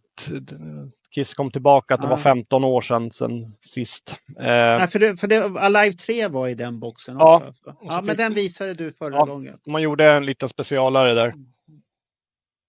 Sen händer inte så mycket. Man spelar i Adelaide, man spelar i Melbourne, Brisbane, 2 kvällar i Sydney. Och jag tror att det är en kväll i Sydney vi inte har någonting ifrån. Om det är den sista eller den näst sista, 13 och 14. Vilket är jättemärkligt, för Sydney är ju ganska stort och det var ju ganska välbesökt också. Så att lite märkligt att om vi inte skulle ha någonting, eller så finns det, men det är inte för gemene man. Inte för gemene man. Nej, så kan det också vara. Det är hos gåsen. Ja. Eller så var det så att ingen hade lust att filma, helt enkelt. Gåsen har lagt rabarber på det. Ja. Men generellt kan man säga... Om man inte förstår vad det betyder så har man inte lagt rabarber fysiskt på den. Nej, precis. Nej. Men överlag kan vi säga att det som finns filmat och inspelat håller faktiskt en hög kvalitet, både filmat och ljudmässigt. Det mesta finns ute. Vilket vi är jätteglada för att de lät ju faktiskt riktigt, riktigt bra här. Så att, gjorde de inte rätt så mycket tv på den turnén också? Ja, de gjorde lite, hoppa in lite här och där. It really doesn't matter what anybody hears in Kiss music, but the truth is that without Kiss music, without football, without those kinds of things that brings out the beast in you, you're going to have a lot of people with a lot of pent-up frustration. Unfortunately, religion has not been able to take the place of a good old rock and roll party.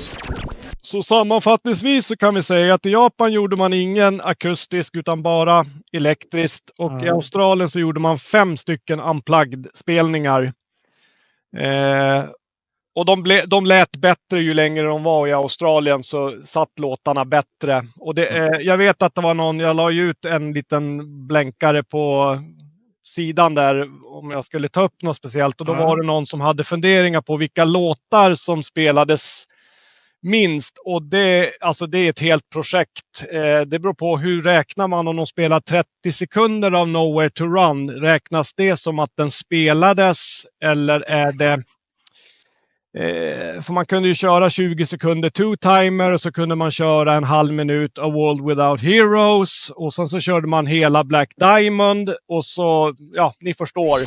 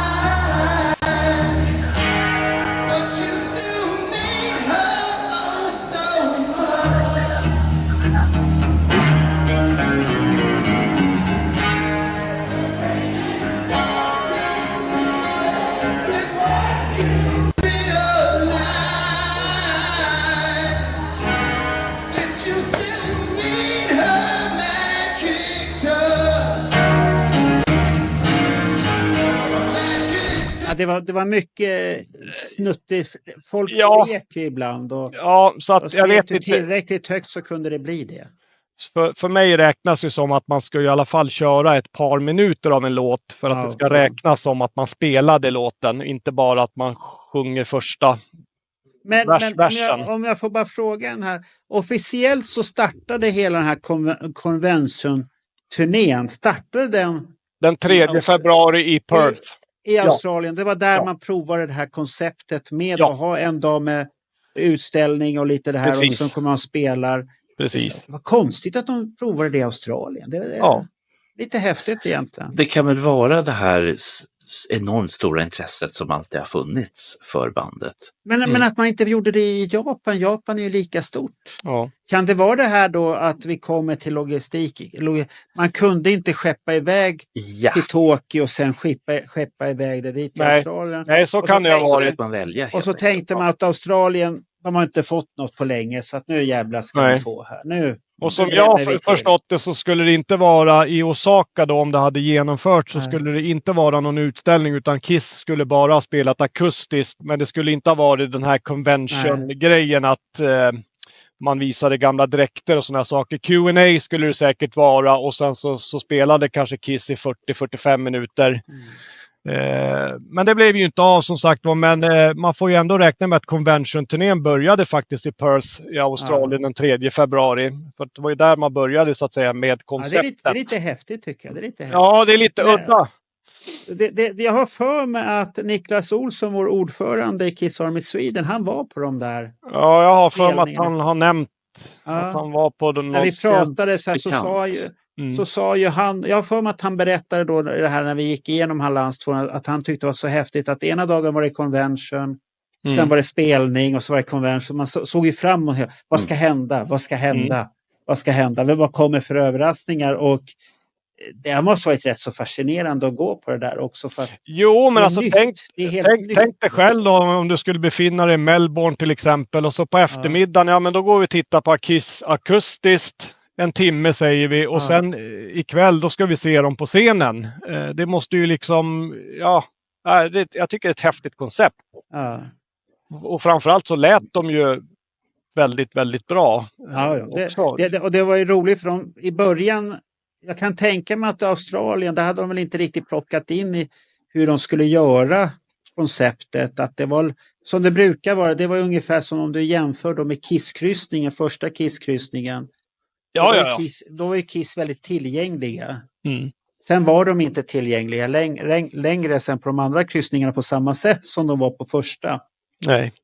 Att första grejen är alltid unik, så att det är nog en unik upplevelse och upplevt convention-turnén där innan den kom till USA. Däremot så har jag inte fått fram några priser vad det kostade för de här Unplugged-spelningarna i Australien. Det brukar vara svårt att få fram grejer. Jag har för mig att gick det inte på en 1000-lapp eller något sånt där och köpa biljetter? Ja, men det var ju mera USA, det är $100. Jag tror inte att det var liknande pris i Australien också. Australiensaren tjänar inte sämre än amerikaner. Nej, det tror jag inte heller. Jag vet inte riktigt om man hade så att säga kommit överens vilken prisnivå man skulle lägga sig på. Eller jag tror att det är nog samma pris. Och sen var det väl också begränsad upplaga till de där, att det kunde inte komma hur mycket folk. Nej, så är det ju. För jag menar, det är ju liksom, ja, de spelade ju inte på en stor arena, utan det var ju typ som ett hotellfoyer eller något stort konferensrum eller något sånt där. Så att, kongreshall. Ja, kongresshallar. Så man fick ju nog boka om man skulle ha en chans att vara med på evenemanget. Ja, så att det är lite häftigt.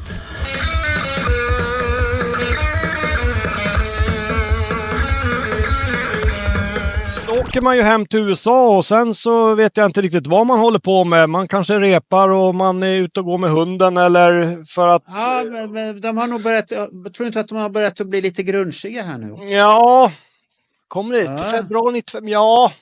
Men de måste ju skriva låtarna. Ja, det kan de hålla på med i och för sig. Visst att vi tycker ju inte om låtarna, men man måste ju skapa ändå Master and Slave och Rain och jo, men det stämmer då. Att då höll man nog på lite grann och fundera på framtiden och hela den biten. Men man började inte spela convention-turnén i USA först den 16 juni.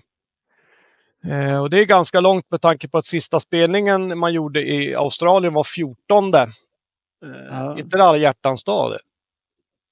Jo. Ja, det kanske är. Om det är februari.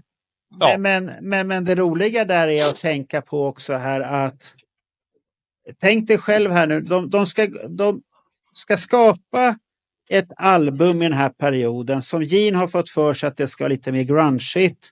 Vi ska vara med i tiden, Paul har gått med på det.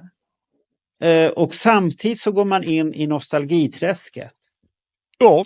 Och härjar för fullt där, och sen får man en idé. Jag pratade med Bernt här för ett tag sedan om det här, att där får man en idé mitt i nostalgiträsket som det kommer komma till.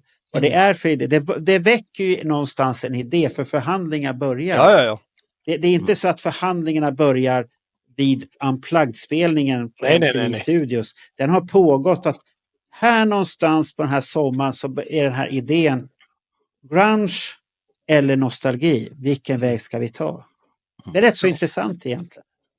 Den som tittar på, vad är det han heter? Inte Necromancer, men något åt det hållet. Ja. Som har gjort en hel video på 2 timmar lång om 1995. Och någonstans där, så jag vet inte om det är klipp ifrån Pauls talbok eller om det är någon intervju han har gjort. Men det handlar väldigt mycket om hur man tänkte i de här banorna. Inte med grungen utan mera med convention-turnéer och så vidare. Skulle man göra det här själva eller inte? Och sen var det nog, som sagt, som vi nog har konstaterat i den andra poddar, ganska tomt i plånboken också. Trots att de har alla de här idéerna.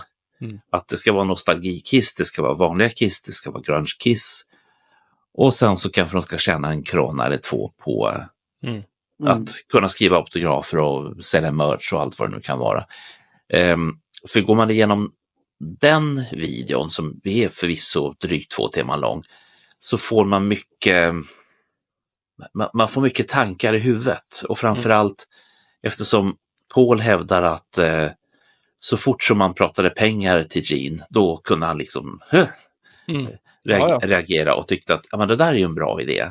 Kan man få stålarna att trilla in? Så Paul tar cred för att det var han som kom på det här med. Ja, det får han väl göra om det var han som kom på, men det vet inte för Simon säger andra sidan att det är han som kom på det. Ja, de får bråka hur mycket de vill om det där i sådana fall. Vad vet jag? Ja, vi ska ju även säga att Tommy Thayer då, som blev gitarrist i Kiss, han var ju så att säga den samordnaren, boka ställena och hela den biten. Han såg väl till att det vart någonting utav det där. Absolut. Det kunde ju inte Kissgubbarna själva göra. Nej. De är alldeles för stolliga. Ja, han hade väl lite koll på vilka dräkter de hade, vilket år och såna här saker, så att det inte blir ett hopplock av allt möjligt när Paul och Gene är i farten. Så att han betyder ju väldigt mycket, att han roddar ju allt det där och såg till att allting skulle fungera. Så var det någon som frågade om det var mycket kritik för de här $100. Ja, det var det ju, men samtidigt var det ju folk som gick. Så visst klarades det väl. På vilken sätt skulle det vara kritik att biljettpriset var för högt eller? Ja, precis. Att folk tyckte att nu har Kiss sjunkit lågt, men om man tittar på vad man fick.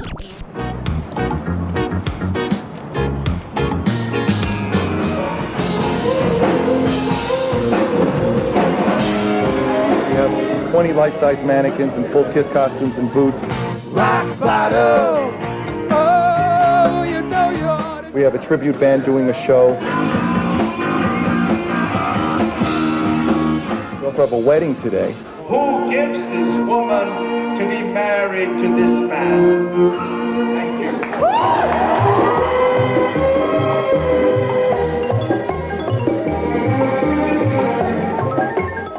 Paul Stanley is going to be my best man, and Gene Simmons is going to give away the lovely bride.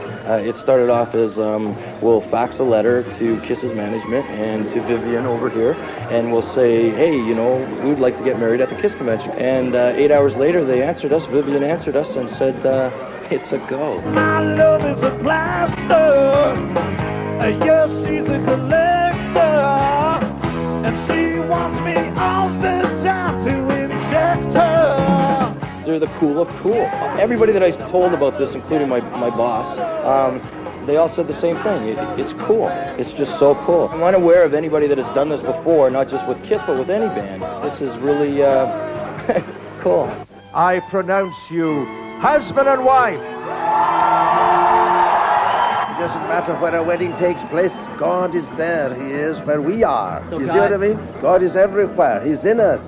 And when we open ourselves to him, he comes in. You know what I mean? You weren't a Kiss fan? No, I didn't know much about Kiss, but I know a lot now. Hotels and all of the sex, the things that drive me insane, but I can't get away. We're trying to do something very special for the fans that took them outside of the arena where they're treated more like cattle, where they're pushed in and pushed out. And we tried to get a very, very deluxe, very limited capacity event. So basically we went through our warehouses and pulled all the best stuff, at least for this convention. We have about a ton of stuff that's traveling. Stuff is the technical term for what we have. Gene, my Aunt Hazel in Australia won the lottery some years ago, and she has a saying that if you rub your ass, it's sure to pass. And I'm wondering if I could impose upon you to rub my lottery ticket on your butt so I could get lucky. The allure, we don't have a clue. The only thing that we're doing is living life, trying to do what we love doing, and the Kiss conventions are really something special that we have to do for ourselves, for our fans. It's a way for the two most important elements in Kiss to get together, the band and the fans. My P.O. box one day I had letters from their lawyers saying I'm not allowed to call it a Kiss convention because they've trademarked Kiss convention. I can't use their logo or their trademark makeup on my flyers or anything. They want to make sure that people understand that if they're coming to mine, it's not the official Kiss convention with Kiss and their museum and everything. It's our own. It's our fan club convention.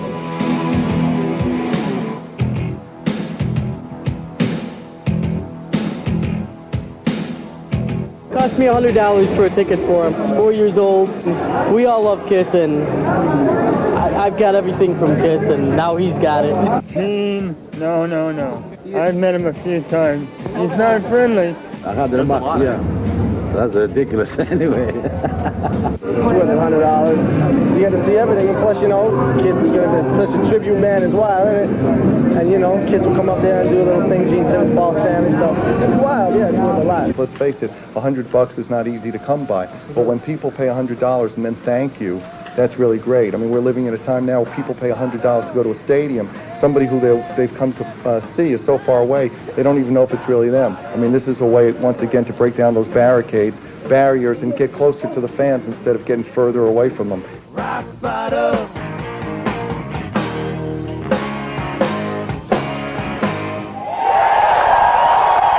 Det är ju alltså en hel dag med att köpa merchandise, det är en utställning, det är en Q&A, det är en konsert med Kiss. Så att du fick ju valuta för pengarna. Det var ju inte att de spelade unplugged i 20 minuter och sen så släckte de ner lokalen och sen så slussade de ut alla.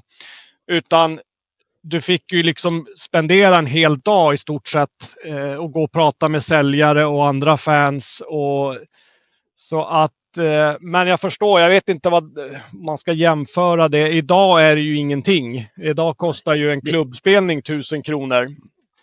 Det som också dök upp, det var prisförändringarna på konserter runt den här tiden. Ja. Att det var där som konserterna blev så satans jävla dyra jämfört med vad de kostade tidigare. Men om vi säger så här, vad tror ni att de är värda idag, de pengarna som var där?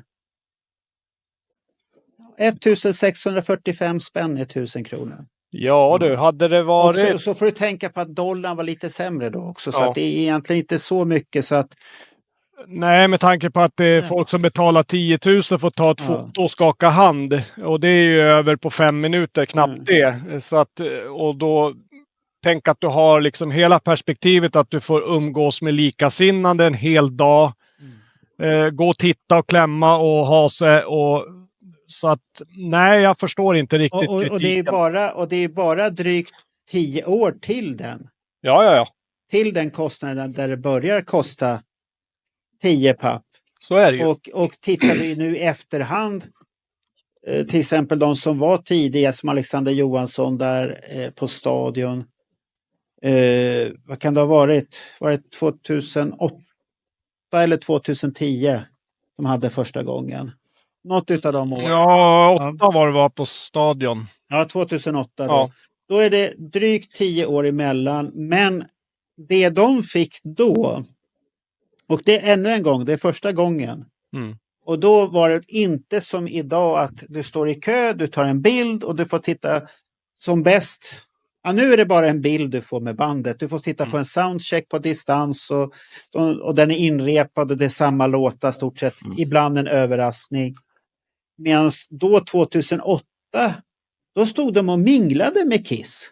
Kiss kommer in där och som jag har hört på Alexander och de som var där. Ja, de var där en halvtimme ungefär och man kunde gå fram med sina grejer och de signerade. Redan 2017 när jag upplevde det, visst det var en unplugged-spelning som inte fanns på den tiden. Men sen fick du stå på kö och så kommer de att signera. Det är inte att de står och kallpratar med dig. Nej. Det går fort. Och här är det då redan att det är en kall... De står och pratar lite med dig och frågar dig och sånt här. Så att man får ju se vad du får för pengarna. Och här får du en utställning. Du får en unplugged show som är väldigt unik. Du får träffa du ser medlemmarna. Du får säkert kunna få autograf. Det är inte så farligt egentligen. Nej, absolut inte. Jag tycker inte för 1000 spänn, värsta fall är det en utekväll i Stockholm och du har bara en eländig baksmälla i värsta fall. Som sagt, jag har aldrig förstått argumenten här så varför folk har varit så upprörda över priserna med tanke på det du fick. Skulle de köra samma idag så är $100 är ju ingenting. Det hade ju varit... Och det är det jag nämnt till exempel här när vi pratade om Gene Simmons när han var här sist. Nu är vi långt ifrån ämnet, men du har ju samma här att det här konceptet han vill ha. Och då gav jag förslag på när vi hade runda bordsamtal eller om det var när vi pratade om slutet, vad kan förändras. Och då sa jag skulle hellre betala då 1500 till 2000 kronor och gå på cirkus. Han sitter där och har rakt av det här konceptet som Niklas Strömstedt har. Att man har med sig en gubbe som pratar. Han går upp och lirar lite. Sen pratar han, lirar. Och det kan hålla på där i 3 timmar. 1,5 timme paus. 1,5 timme till. Och jag skulle vara jättenöjd för då förstår jag konceptet. Ja. Inte det här att du ska ta upp barn för att det är roligt och det blir cirkus Brasil och det är allt möjligt. Nej, för att det tillför jättemycket till de som är på scen, en upplevelse, medan vi som inte är på scen och inte är med där, det är bara så här, jaha. Det är det. Det finns en liten detalj som jag faktiskt kommer att tänka på. Vi har intervjuat en pojk som heter Filip Schaus. Ja. Nu för tiden medlem i Accept, men då medlem både i Simmons och Frehley's band. Han hade en liten turné i Mellansverige där konceptet handlade ju om att han berättar om sitt liv, banden har varit med i, han spelade lite låtar. Jag tror att han måste ha lyssnat på det som du sa utan att han visste om det. För det är precis det. Men tänk dig själv Gene Simmons som är en bra berättare. Han är ju när han gjorde den här volten, han var jätteduktig där. Och det var roligt och folk ställde frågor. Sen hände det lite saker som inte var så roligt, som tog tid. Inte du Kattis, så ta inte illa vid det Kattis. Men den här andra Pelle Jönsson som kom upp där och sa det ena dumheten efter den andra. Och tog massvis med tid. Men det är det här att han frågade och hade en historia att berätta. Den saken skulle jag vilja se utveckla, för att vi som var där tyckte att det var jävligt häftigt. Och där var det tvungen att köpa den här volten, men höj priset till 2000 spänn. Jag behöver ingen volt. Tycker att det är för mycket, bjud på en t-shirt i sådana fall. Jag var där. Ja. I was there. I was licked by Gene Simmons eller något sånt där. Så kan det stå där på t-shirt. Det skulle vara det här häftiga. Då går Dalhalla bort alla dagar för mig. Ja, nej, som sagt var det är ett unikt, och man känner ändå den, alltså när man tittar på videoupptagningar, för de flesta konserter man gjorde med Convention finns faktiskt filmade. Och man känner sig delaktig i det. Man kan liksom känna igen sig att tänk om det hade kunnat vara jag som stod där. Det är små barn med Kiss t-shirtar och man ser liksom hur de har filmat där de säljer merchandise och man liksom känner hela den här Kiss-atmosfären. Där alla... och där kan man ju säga det när du pratar om det här med fans. Jag har ju sett klipp där det kommer upp någon flicka eller en pojke och så är det flickan som står, hans syster som står och sjunger. Och hans lillebror spelar trummor. Där kan jag acceptera det. Ja. Convention. Det är inte en turné jag betalar. Det är en convention. Det kan hända saker på scen. Helt okej. Det är så skilda saker. De har ju haft bröllop. Ja, där också, det var ju ett par som gifte sig också. Stämmer det. Ja, nej, men som sagt så att jag förstår inte riktigt kritik. Jag tror inte det var kritik. Han kanske bara undrar om det var värt. Ja, nej, men det är ju likadant i Sverige när Kiss har kommit hit, att folk tycker att biljetterna är jättedyra, och det får man absolut tycka, men som sagt, vad som vi har pratat om, alltså vad man fick för den där summan pengar, det kommer vi aldrig att få igen. Inte med Kiss i alla fall. Nej. Och sen för att förklara för många att artister idag måste ju tjäna pengar någonstans. Så är det ju. Och det är ju inte Spotify som gör dem rika. De får pengar om du är en stor artist. Men alla mindre artister, de blir absolut inte rika på Spotify. De måste kämpa hårt och spela live. Och ska du sponsra artister, gå och se dem live. Det är bara så. Och upplev dem. Och det är det som är roliga med de här mindre banden. Till exempel som Bernt och jag har ju lärt känna Jolle Electric Boys. Jättetrevlig. Och vi har ju varit och sett, och han kommer fram och pratar, och de är tillgängliga på ett annat sätt också när det är mindre spelningar. Och det har ett andra band också som man har träffat. Det här, man lär känna på ett annat sätt. Sen betyder det inte att man blir... Ja, men Jolle kanske vi har blivit lite vänner om vi säger. Vi har ju varit på många gånger. Absolut. Men det som jag tror att du efterlyser lite grann, det är ju dels att de har ett fett merchbord med sig. Och du har någon som bemannar merchbordet. Det är inte hiskliga summor som grejerna kostar. Och sen efteråt så jag för mig att det var riktigt boys och sa att de skulle finnas i merchen för att mingla. Ja, de kommer dit, sa de. Och står The Gems, samma sak. Jag tror jag tror att vi har flera band som vi bara kan räkna upp som ställer sig i merchen för att kunna signera sina egna skivor eller t-shirtar eller Absolut. vad det nu är för någonting. Så är det ju. Ja, de får ju kämpa på ett helt annat sätt, de här mindre banden. Och de vet ju att kontakten med fansen är väldigt viktig. Ja, det är ju det är viktigt. Det är ju vi som ska försörja dem, om vi säger så. Och rockband är ju duktiga på det. Så är det ju.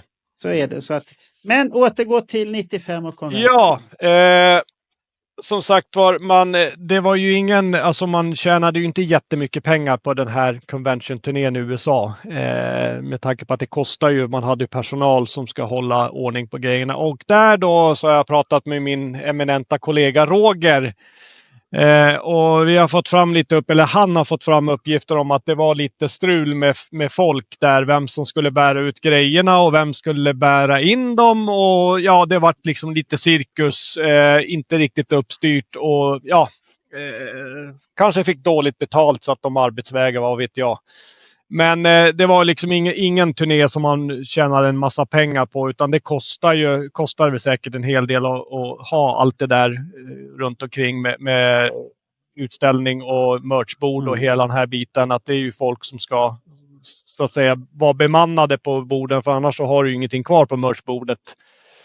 Så, och det var någon också som undrade ungefär om man slår ett genomsnitt på hur mycket folk det var, och då kom jag och Roger också fram till att någonstans mellan 800 och 1000 personer befann sig på de här convention-spelningarna i USA, och det var 22 stycken, ska jag påpeka också, som man gjorde.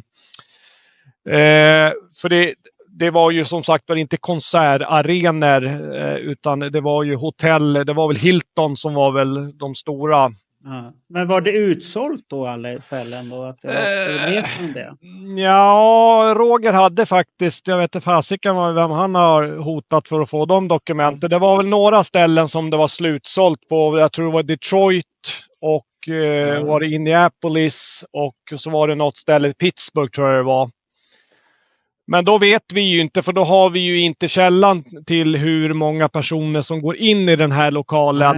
Därför att det är ju inte tänkt för att vara en konsert, så att man har väl inte räknat på så att, men det får man väl ändå säga, om det kostar $100 och det kommer 1000 personer, så får man väl tycka att det är helt okej.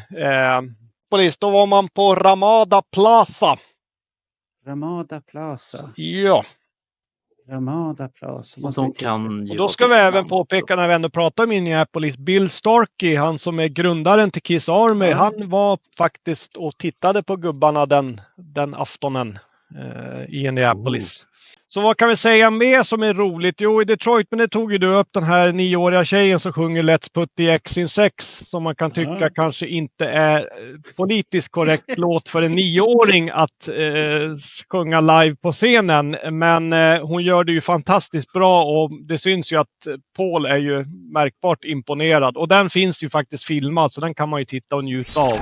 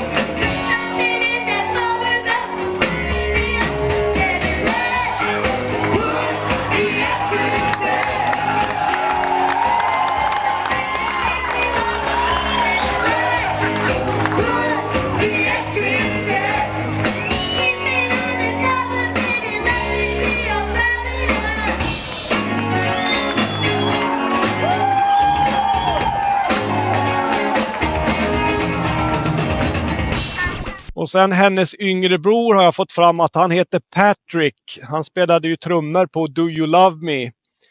Och han höll ju på att trilla av stolen där ett par gånger, men Eric Singer stod ju tydligen bakom och motade tillbaka han så att han inte satte sig på arslet. Det kanske inte är så roligt. Och det här skedde i Detroit och ja, men det är liksom en sån här liten höjdpunkt. För han spelar ju trummor också bra med tanke på ålder. Ja, så att det var ju liksom inte något lekis så, utan... Men överlag så såg och Peter Criss ska vi nämna var ju gäst på scen den första spelningen i Burbank, Kalifornien. Där han fick den här otroligt vackra skinnjackan. Där det står Kiss Army på. Jag vet inte vem som har designat den, för den var ju hemsk. Men han fick den i alla fall för lång och trogen tjänst. Och han sjöng ju lite grann där och... Men var inte det den här läderjackan de själva hade släppt ut officiellt? Ja, jag tror det. Ja. Om den fanns... Den enda jag vet som har den i Sverige som jag har sett, det är väl Johan Kihlberg har jag sett har haft den. Men det som också finns, jag vet inte om det är Peter Criss bok eller om det är en intervju, återigen. Han pratar väldigt mycket om den här spelningen och hur imponerad hans dotter var, Jenny Lee. Över det här. Och han berättar ju också ganska otrevligt skulle jag vilja säga om att när han blev tillfrågad utav Gene, för det var han som kom, så kände han bara så här, okej, vad handlar det här om? Ska de försöka lura mig eller göra mig illa till mods eller någonting sånt? Och det tog en lång tid innan liksom tåget kom in på stationen eller polletten trillade ner att det här var faktiskt väldigt, väldigt bra. Och det kände han ju då till efter han hade framfört de här låtarna på det här konventionen.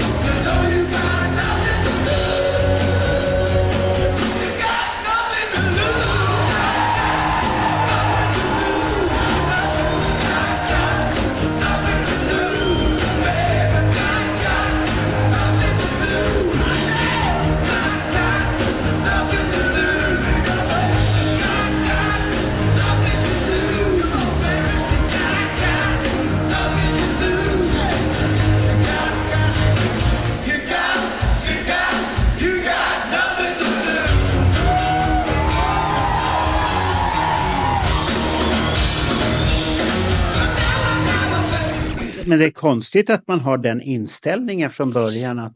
Men han är ju lite paranoid också. Ja, men att man direkt tror att folk ska lura en. Det är ju samma period som där han gick omkring och bar på vapen. Därför att han hade blivit trakasserad 6 månader innan. Och efter det så hade han alltid en pickadoll på sig. Det är också sånt där som jag tycker är märkligt.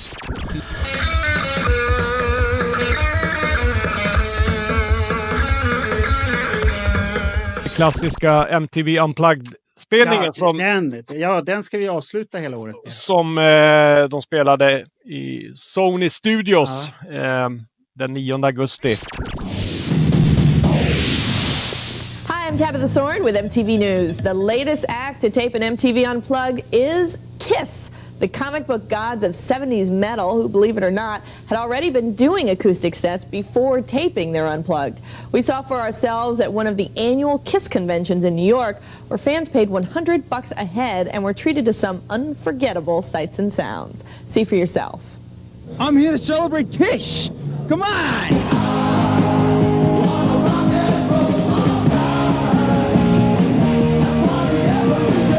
I've been a Kiss fan for 20 years, and it's like in the blood, you know. It's something that you just can't shake.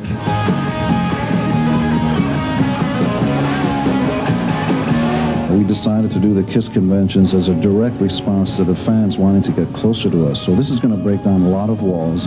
And if anybody deserves this kind of thank you from us, it's them. We asked them what they wanted.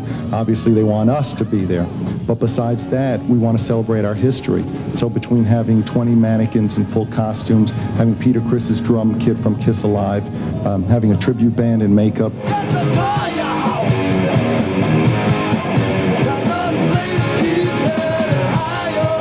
Having Eric and Bruce do clinics where they do instructional stuff, and then us doing a Q&A, doing question and answer period. During your makeup days, did you have sex with your groupies more with your makeup on or unmasked? It's always, you take requests, whatever somebody wants you to do. If it was a good night, they wound up with a star in their crotch. I mean, it was... Then doing this Unplugged segment, that's basically a 12-hour day. We want to play whatever you want to hear.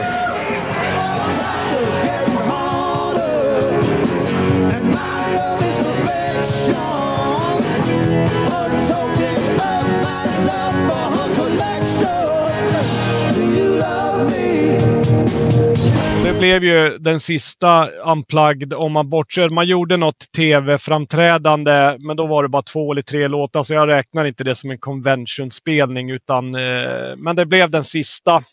Ja. Och det blev ju också den sista med Bruce Kulick och Eric Singer. Ja. Så, och det var ju, har vi mycket att tacka, vad hette han som jobbar åt MTV? Alex Colletti hette han, va? Som ett stort Kiss-fan. Ja, det vet jag. Det var ju han som hade propsat på att Kiss skulle få göra en sån här MTV Unplugged. Annars så tror jag inte att MTV var så jätteintresserad, för Kiss var inte särskilt heta 95. Men han är tydligen ett jättestort Kiss-fan, och han hade väl lyckats liksom att övertala att Kiss skulle få göra det här. Även om konceptet redan var väl nästan på väg att dö ut. För det hade ju gjorts ett par 3 år innan. Så att Kiss var ju 2 på bollen som vanligt, som vi brukar säga i Kiss-branschen. Men det blev ju en fin och värdig spelning. Det enda tråkiga var att man buade när Bruce kom tillbaka. Ja, det var inte... Det tycker jag. Det är oproffsigt, oförskämt. Utan jag trodde liksom att alla som var där, man var där för att ge kärlek till bandet oavsett medlem. Och inte... men oavsett det där att de buade eller inte, så tycker jag att den scenen de hade byggt upp dem till för dem. Det den här Kiss med Rock'n'Roll Over-skivan, som botten, som golv, och så här stora statyerna som står med Kiss där. Hela det här konceptet att bygga upp, det var väldigt snyggt gjort. Och jag måste nog säga att det är väl nog en av de snyggare Unplugged-scenerna som hade gjorts för MTV, jämfört med många andra som var väldigt nakna. Där stod bandet, satt med sina koftor som Nirvana gjorde, som gjorde också en klassisk grej då. Men här var det så mycket nostalgifaktor man hade fått in i det hela, och man verkligen symboliserade att det här är gubbarna med smink. För de hade ju de här klassiska kameravinklarna, kameran tittade över, då såg du den här Rock'n'Roll Over, och då tänkte man ju, det sån där matta skulle man ju fan ha. Ja. Den är jävligt snygg den. Jag tror säkerligen vi har mycket Alex Colletti att tacka för, att han ville nog att när de väl hade fått det här chansen, så skulle de göra det liksom som Kiss, det visuella bandet. Det skulle inte bara vara som sagt skjortor och otvättat hår och liksom se ut som utan här skulle det liksom vara lite grann, även fast det var avskalat, så skulle det ändå se snyggt ut. Men tänk där då samtidigt, för att inte vara elak, men där sitter ju 2 stycken medlemmar i det nuvarande Kiss då, det Kiss som var då 95. Och vet om egentligen att det här är spiken i kistan för 2. Det kan jag garantera att de vet. Och så kommer det 2 stycken gamla medlemmar som vet att förhandlingar pågår. Det kan inte vara att förhandlingarna har startat efter det här. Det måste ha pågått ett tag, för att de hållde ju på sen intensivt med inspelningen utav Carnival of Souls. Det var väl efter det här som det började, och de var ju inte så jävla nära. De satt ju så mycket i telefon. Och att inte Bruce Kulick och Erik Singer förstod det bäst.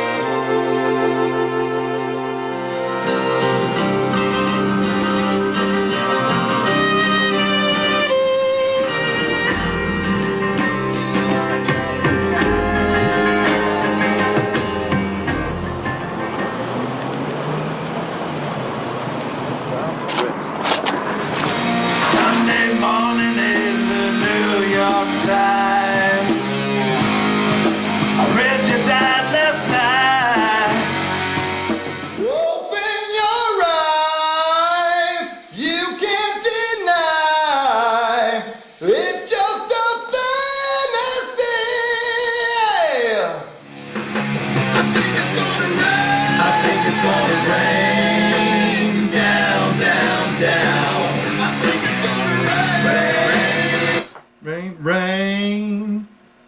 Okay. When you're out here, it looks, every time he turns around to the side, you know, you never know what the guy's doing. Cycle.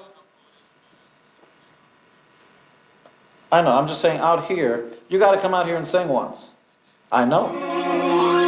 Right, yeah. Wow, wow, wow, wow.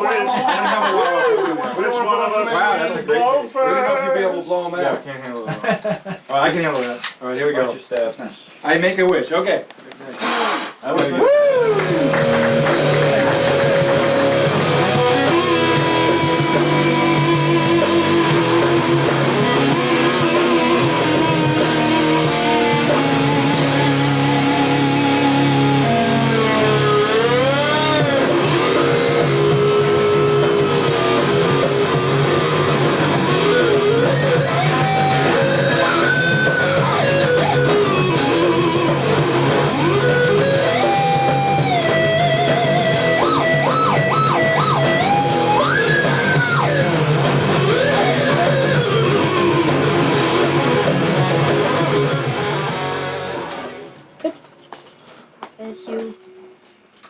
Put your hands up or else.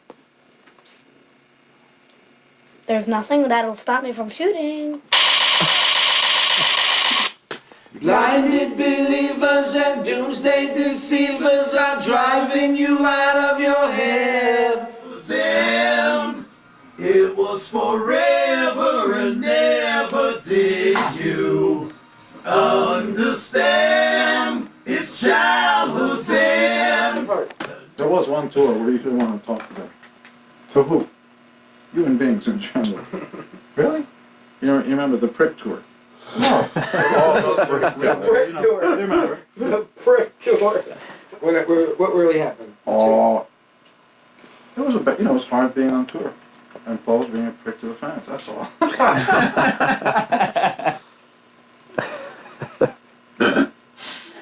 I can't record this. On anything, on dry tape, on tape. Gene, don't touch it. Five in the front.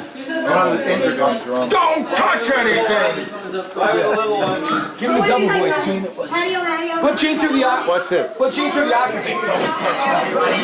Don't touch anything! Let's do it again. We're always my friend from childhood's end. It was forever and never did you understand? It's childhood's end. Whenever the dream is over,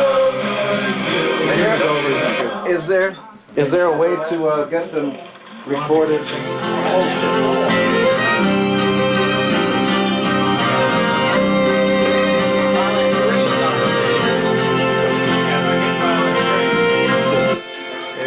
1, Gene. Gene. How's the tuning out there, kids? För det måste, tittar man nu i efterhand så ser man ju på Gene och när Ace och det och Peter kommer in, man ser ju han tittar på publiken. Han sitter ju redan och räknar dollar. Här. Ja, det är dollartecknen som kommer i ögonen. Och den blicken hade han redan när Peter Criss dyker upp på convention-turnén. Det kommer ni ihåg när Alex visar på sin föreläsning. Han pratar vägen till återföreningen. Då säger man så här, då visste vi inte det. Idag vet vi fakta. Kolla på Gene. Det snurrar ju dollartecken i ögonen på gubbjäveln. Ja, så är det ju. Så att det var dödsdömt det där. Och jag bara tycker så synd om Erik Singer och Bruce Kulick där. Som tror på den här skivan. Ja, absolut. Men som andra två inte tror ett skit på skivan. Nej. Nej, de hade som sagt, de hade ju andra planer. Kan man ju tycka är lite fult emot de andra, men Bruce har ju sagt att han förstår ju hur affärsbranschen fungerar. Att det handlar ju om att vi antingen väljer på att vi tjänar 4 miljoner på harva runt med det vi gör nu, eller så tjänar vi 40 miljoner och plockar på sminket. Så sa han att det förstår jag att jag hade gjort samma sak, sa Bruce, när det kommer ett sånt affärserbjudande. Men oavsett vad, Bruce var ju mer diplomatisk. Jag vet att Erik Singer var ju inte glad över det. Nej, han tog väldigt illa vid sig, har på själv sagt. Och varför han tog illa vid sig och varför det talar ju om också att de har ju trott på Paul Stanley och Gene Simmons att de är ärliga. Ja, absolut. Men de var inte ärliga i det här syftet. Nej. De ville förhala det för att de hade ju inte fått bläcket på pappret. Nej. Det är bara den lilla grejen som gör att det inte kommer officiellt ut att de kan säga vi kommer inte släppa det här. Nej. Det var bara det som gör att det fördröjer. Men den dagen de har haft bläcket på pappret, då kommer de med det här. Ja, du får lön 1 år till. Vi har ju en annan aspekt av det här också. Jag vet inte hur många som vet vem John Regan var. Han spelar ju bas med Ace i Frehley's Comet bland annat. Jag hade ju väldigt mycket samtal med honom. Nu har ju han tyvärr gått vidare så att säga i karriären, fast uppåt. Och han kommer inte ner igen. Och han var ju väldigt frispråkig om man ställde frågorna liksom på ett trevligt sätt. Och han berättade just väldigt mycket om Ace. Och just 95 då, så enligt John Regan så ska 2 dagar innan den här MTV Unplugged-spelningen så ska tydligen Ace ha varit i domstol eller rättssal. För han hade nämligen begärt sig själv i personlig konkurs. Han var bland annat skyldig staten New York en massa skattepengar. Han var tydligen skyldig arrangörer och så vidare en massa pengar. Och John Regan hade tydligen varit med på den här, vad kallas det för, rättegången eller upphandling eller inhandling eller uthandling eller vad det nu heter. Och domaren hade då frågat Ace, vad har du för framtidsplaner för att kunna betala de här skulderna som han hade? Ja, jag ska spela med mitt gamla band om det var ett par dagar innan. Jaha, frågade domaren, hur mycket betalt får du för den spelningen? Nej, jag får ingenting, hade Ace sagt då. Att de ställde liksom upp som en vänlig gest. Ja, men tyckte domaren, vad framtida då? Jo, men framtida så ska jag turnera med mitt band. Jaha, frågade domaren då, vad är det för band? Ja, men det är mitt gamla band Kiss. Jaha, tyckte domaren. Så att det är lite intressant att John Regan nämnde det, att det här är alltså i augusti 95. Och Ace, sen vet man ju inte om Ace är ju Ace. Det kommer vi ju inte ifrån. Men Ace säger inte sådana där saker. Nej, så att uppenbarligen så då tyckte jag det var lite intressant, och vi alla vet ju att det blev ju så. Men så att man kan ju säga att räddningen lite grann för Ace blev ju och återkoppla med Paul och Gene.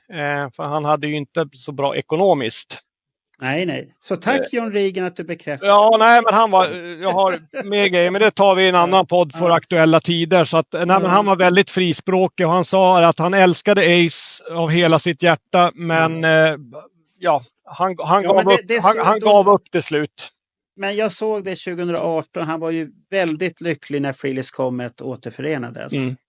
Han var ju jätteglad medans Todd Howard var väl inte lika glad i det sammanhanget. Nej, Anton Fig spelade ju trummor den kvällen också. Han var ju jätteglad. Men John Regan var glad och det syntes ju på honom där.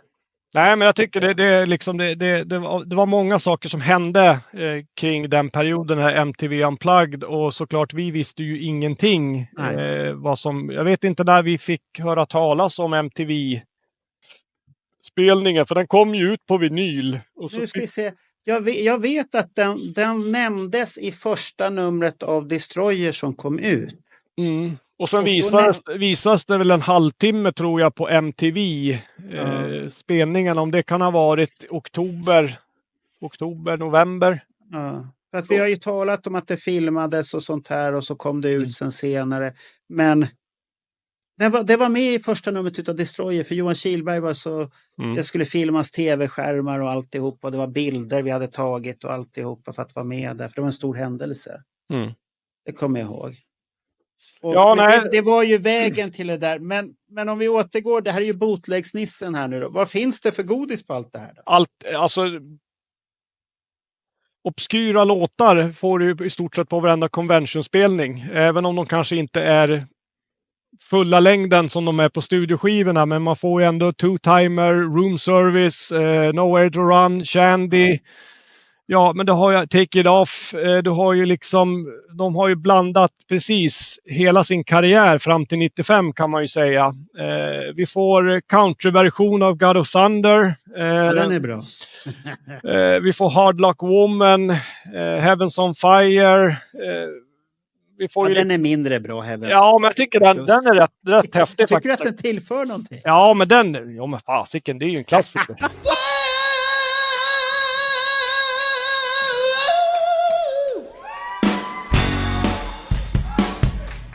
Det är från Animalize. Okej, allting från Animalize. Det var där skon klämde. Det enda vi saknade är ju Burn Bitch Burn, men den fick vi inte. Nej, men alltså generellt så det är egentligen bara att plocka vilken spelning som helst, så får du ju höra låtar som de aldrig sen spelade elektriskt något mer. Nej, så att det, och framförallt videos så är det ju roligt att se den här kontakten mellan bandet och publiken. Det är ju även Q&A, de svarar lite på frågor. Det kommer också några frågor om Vinnie Vincent där Paul skruvar sig lite grann och försöker låta diplomatisk varför han inte är med längre, och Paul säger väl den snälla versionen. Så att det är också lite kul att vi har filmat även när de ställer frågor till bandet. Ja, det finns rätt så mycket god. Det är bara att det kan vara bökigt att veta allt vad man ska titta på. Ja, och så har vi även en uncut från MTV Unplugged-spelningen där det finns låtar som inte spelades på den officiella skivan. Vi har bland annat Heavens on Fire, Spit. Vi har den här roliga God of Thunder country-versionen. Omtagningar. Gene tabbar sig hur många gånger som helst. Det är en dubbel-DVD och jättefin kvalitet och fint ljud. Finns även en vinyl som påstås då vara MTV Unplugged. Alltså den officiella. Jag köpte den i Göteborg för, när det nu var. Men det är ju från DVDn, så att helt plötsligt så tog de om Plastercaster helt plötsligt. Jag tänkte, vad fasiken, det här är ju inte den officiella versionen. Nej. Utan då har de varit roliga och gjort en dubbel med röda vinyler, och så har de kastat in den officiella och icke-officiella. Så att ut på tuben och titta på i stort sett vilken convention-spelning som helst. För de flesta finns faktiskt filmad och i fin kvalitet. Boston är Finns de släppta på vinyler någon? Eller på jag har...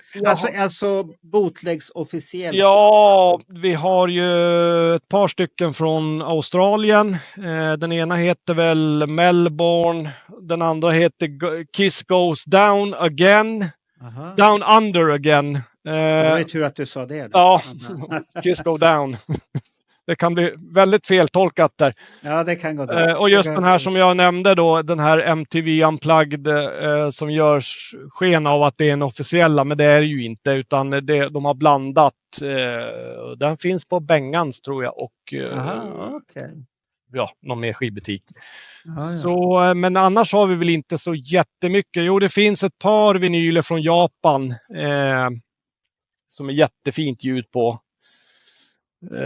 Jag vet att Daniel, han vurmar mycket för de där Japanspelningarna. Han gillar 95-turnén. Han brukar ofta prata om den, att Kiss lät så jävla bra. Det är det som är så tråkigt och sorgligt, är att de inte fick någon upprättelse. När de väl hade hittat en sättning som var stabil så var det ingen som brydde sig. Men det tror jag inte har så mycket med bandet att göra, utan det har med tiden att göra.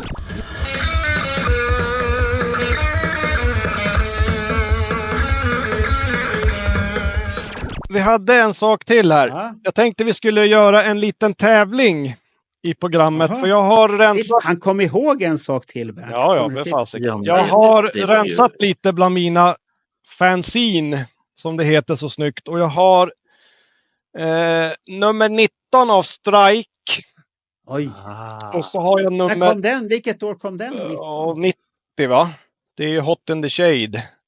De är så tidiga. Och nummer 20 med jeans som vilken photoshopning. Och så har jag... Photoshopningen var mycket att hänga i. Alltså. Så har jag nummer 13, Destroyer. Nej, den har jag gjort. Titta. Ja. De hade jag tydligen dubbletter av. Så går det när man köper grejer. Vem hade skrivit om Asylum-turnén i den? Var det Johan Falk? Återblick till 80-talet. Jag tror det är Johan Falk som har skrivit. För jag tror att det är Johan... Eller kan det vara Alex Bergdahl eller Johan Falk? Se. Där var ju Cedervall. Ja, Cedervall, ja. Inte han... Alltså, jo, men det är Johan Falk, ja. Ja, Johan Falk. Bilder på han. Ja, ser han glad ut? Ja, inte ett dugg avundsjuk. Nej, vi kan hälsa till honom att han har ju bombat oss med sin Mexikoresa där. Ja, just det. Jag har sett det. Alla som är vänner med Johan Falk vet vad han har bombat oss med. Mycket fina bilder med sin kärlek i Mexiko. Och de ser så gulliga ut tillsammans där, tycker jag de är. Och jag måste säga bara det att jag tycker det är så härligt att se Johan Falk leva. Ja. Det tycker jag är viktigt. Han njuter av livet. Och jag blir så himla glad att se det. Att han lever och njuter och mår bra. Det tycker jag är det viktiga i det hela. Absolut. Ja. Och jag måste säga, jag har varit i Mexiko tillsammans med Johnny Fredriksson när det var Twisted Sisters sista spelning. Tänk att den var i Mexiko, konstigt. Och då spelade Kiss också. Just det. Samma sätt liksom som spelade på Kiss Cruise det året med Creatures-dräkten. Och vissa vart ju sura att de inte fick en exklusiv spelning, att vi fick höra samma låtar sen. Ja. Johan, då måste jag fråga, ska du ge bort de här? Ja, men ni får dem inte så jävla lättvindigt. Men då har jag bestämt mig så att det är 3 tidningar. Då tar vi alltså 3 vinnare så att vinnarna får en varsin tidning. Men då vill jag att ni svarar på denna fråga. Och frågan lyder som så här. Vilken är den sista elektriska spelningen Bruce Kulick gör med Kiss? Då vill jag veta datum och år och stad. Har man lyssnat här så vet man det. Ja, sista elektriska spelningen Bruce Kulick gör med Kiss. Inte totalt utan med Kiss. Och då vill jag ha datum och år och stad. Var spelade han någonstans sista spelningen? Det kan jag inte säga. Du var nära på nej. Den gubben gick inte. Hur vi ska göra det här för att skicka in svaren. Nej, som det är du som har grejerna och de kan hitta dig på NK-sidan. Ja, Johan Wallin. Så ta kontakt med Johan Wallin direkt. Står där. Eller så söker de upp den här bootleg crazy. Nej, I went crazy. I went crazy. I went crazy with Kiss. Det är ingen som har märkt att jag har döpt om min sida. Jo, det stod någonting det för med Johan 2 Wallin. månader sedan. Ja, men det var därför jag sa att det var någonting med Johan Wallin. Och så kommer du här och säger något. Och då gör man så här också. Ni som vill delta i tävlingen. När ni skickar så skicka gärna eran adress. Det underlättar ju både för mig och för Postnord. Och, ja, för Postnord underlättar det väldigt mycket. Ja, det finns inga garantier att de kommer fram för det. Men vi gör det processen lite lättare i alla fall. Och, ja, det är större chans. Och ni får gärna skriva om ni vill ha nummer 19 eller nummer 20 av Strike eller Kiss Destroyer. Så lottar vi sen 3 stycken vinnare och hoppas att ni får det ni ville ha. Förutsatt att ni har rätt svar. Ja. Så, man kanske ska börja titta i sitt arkiv och börja lotta ut lite grejer. Ja, nej, men jag tycker det att istället för att de ligger här och dammar så kan ju någon annan. Och ska vi sätta någon slutdatum? Ja, det får vi skriva, nu är de slut. Nu är de slut, för nu har vi inte sänt. Ja, det beror ju lite grann på när den här avsnittet det här sänds. Nu ska vi se här. Har vi nu ska vi se, vi är bokade fan rätt så mycket här. Så det kommer... Jag ska titta i kalendern. Det här avsnittet är i januari. Och det är den 17 kommer det här. 17. Ja, men då sänds det då. Vad kan vi säga då? Vad ska vi ge en vecka? Ja, det är upp till dig. Det är du som bestämmer. Vi säger 5 februari. Vad tror du om det? Eller så skickar du nummer och så säger du vinnarna på nästa Bootleg Crazy. Det brukar vara ungefär 3-4 veckor emellan avsnitten. 3 veckor. Då har de 3 veckor på sig. Och du vet ju själv svaret. Och du behöver ju inte be någon Dracula-gubbe komma där och titta när du drar lotten. Och sånt det blir katten som får dra. Ja, men absolut. Så kan vi göra. Vi kan göra så. Så tar du med vinnaren. Och då måste man engagera sig och titta på Bootleg Crazy. Och det tycker jag är bra. För att då är det rätt personer som är intresserade och lyssnar på Johan Wallin. Som får priset. Och googlar ni, då kommer ni få virus på telefonen eller på eran dator. Det har jag ordnat med. Jag pratar med Putin. Så är det någon som googlar Bruce Kulick last gig, då är det färdigt. Det har jag redan gjort. Jag tänkte säga här nu vad det var. För du vill inte nämna det. Nej. Marco, det är det här som kallas för nyttiga idioter. Okej. Ja, ska vi stänga där eller vill du avslöja vad något som är på G eller något sånt där eller nej? Nej, utan njut av 95 som sagt var vi är väl dokumenterat både bilder, ljud, film. Och vi får lägga ut lite videos på NK där sen. Ja. Och vi kan ju dela den här 95-året där man kan riktigt lyssna. Den blir som ett bra komplement till det här. Ja, 2 timmar drygt. Ja. Men det är intressant att se för att eftersom vi kan historien så vet vi ju vart vi är på väg. Och då kommer man se med helt andra ögon på många saker. Vad Paul och Gene säger. Det är det som är det intressanta. Vad de säger där och vad ögonen säger. Och det var de själva, vad kroppen säger, utstrålar och vad orden säger, det är helt olika saker. Man får läsa mellan raderna. Ja, så att då förstår man att det här, och nu när du säger då att basisten, vad heter han? John Regan. Regan har sagt att det var så. Det bekräftar ju mycket det. Och då förstår man ju både att Brucean och Erik Singer är lite bittra. Det är väl en slutsats vi kan dra. Samtidigt att det finns mycket godbitar att plocka på det här. Absolut. Jag hade gärna haft en tidsmaskin och åkt tillbaka. Och jag hade gärna velat uppleva ett utav konventen. Det hade jag gärna betalt de här pengarna och fått uppleva det. Och sen se en elektrisk spelning. Det hade jag betalt för. Det är sånt där tycker jag om. För det är lite mer utöver det vanliga. Gå och se 5 spelningar på End of the Road, det tilltalar inte mig. Nej. 2, det är 2 till och med. Nu var de på samma plats i Dalhalla. Och det funkade. För att jag märkte när jag var på End of the Road 2022, då var det i Stockholm, Helsingfors, Göteborg. Som tur så var det så att Göteborg var den bästa. Helsingfors var också bra, men Göteborg var den bästa. Så att det beror också på vad man själv gör det till. Så är det ju. Så att det är ett fascinerande år och väldigt konstigt år med ett band som egentligen har ingenting att presentera. Som nobody egentligen i musikbranschen. Man åker till Japan och Australien. Var kom det ifrån? Och så använder man Animalize-scenen och Hot in the Shade. Och sen blir det convention-turné och sen så blir det reunion året efter. Så att man kan säga att det händer en hel del 95. Och det hade vi ingen aning om 95 i januari när Kiss var i Japan. Att, det var sista året utan smink. Ja.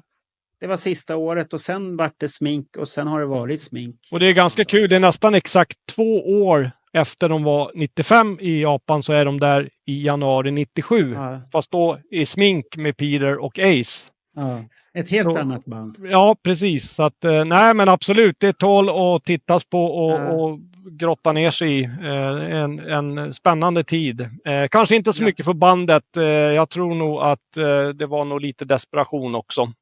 Jo, det var det säkert. Men det är en låtskatter och som du säger, man kan titta på intervjuerna mycket. Så folk kastar ut frågor och där har du det här klassiska också, Bernt, som du tyckte var så roligt på Gene Simmons idag. Här folk skriker vissa låtar. Så och så får de i alla fall inte, för det är mycket sånt på convention-turnén. Ja. Och det är väl lite lustigt att det alltid kommer de här som ropar efter standardlåtarna. Love Gun! Ja, precis. Ja, när man då har ett ypperligt läge och får någon sån här obskyr pärla så jag vill höra Heavens on Fire. Ja, vill inte höra Two Time. Nej, för helvete. Den är vi så trötta på. Ja, det är så konstigt det där. Ja, nej, men så sammantaget så är det ju faktiskt ett spännande år. Även om det inte varit någon jättesuccé, men nu stänger vi tycker jag. Jag har en sista fråga till dig. Ja. Var Bruce sista elektriska spelning? Var var det någonstans? Ja du, det får du googla. Eller så får du delta i tävlingen och så får du lägga det ner ikväll och så får du fundera på det. Ja, så Bernt vill ha vinsterna själv. Du sa nyss att man inte fick googla för då får man vinna. Ja, men i redaktionen är det andra regler. Ja. Nej då, det ska gå rättvist in. Bara man skickar in rätt svar. Det är absolut. Och lycka till i tävlingen och det blir lite mycket tävlingar här nu på vårkanten, men det blir bra. Ja, det är bra det. Ni behöver ha grejer så ni slipper betala. Så att jag kanske ska börja döstäda jag också lite här nu och titta vad jag har i mitt arkiv jag inte behöver. Ja, jag känner väl det att jag ska rota lite mer, att istället för att det ligger så kan det ju komma någon annan till glädje. Ja, så att då kan man lika bra lotta ut och göra något roligt av det, för att det är inte alltid viktigt med pengar. Nej, absolut inte. Det kanske är som så här att om man lyssnar på Let Me Know-podden, då kan det hända överraskningar. Då kan det hända överraskningar. Absolut. Då är det. Nu tackar vi Johan och så har du en trevlig kväll och ha det lugnt där nu. Detsamma. Ja. Ha det så bra. Ha det bra. Hej då.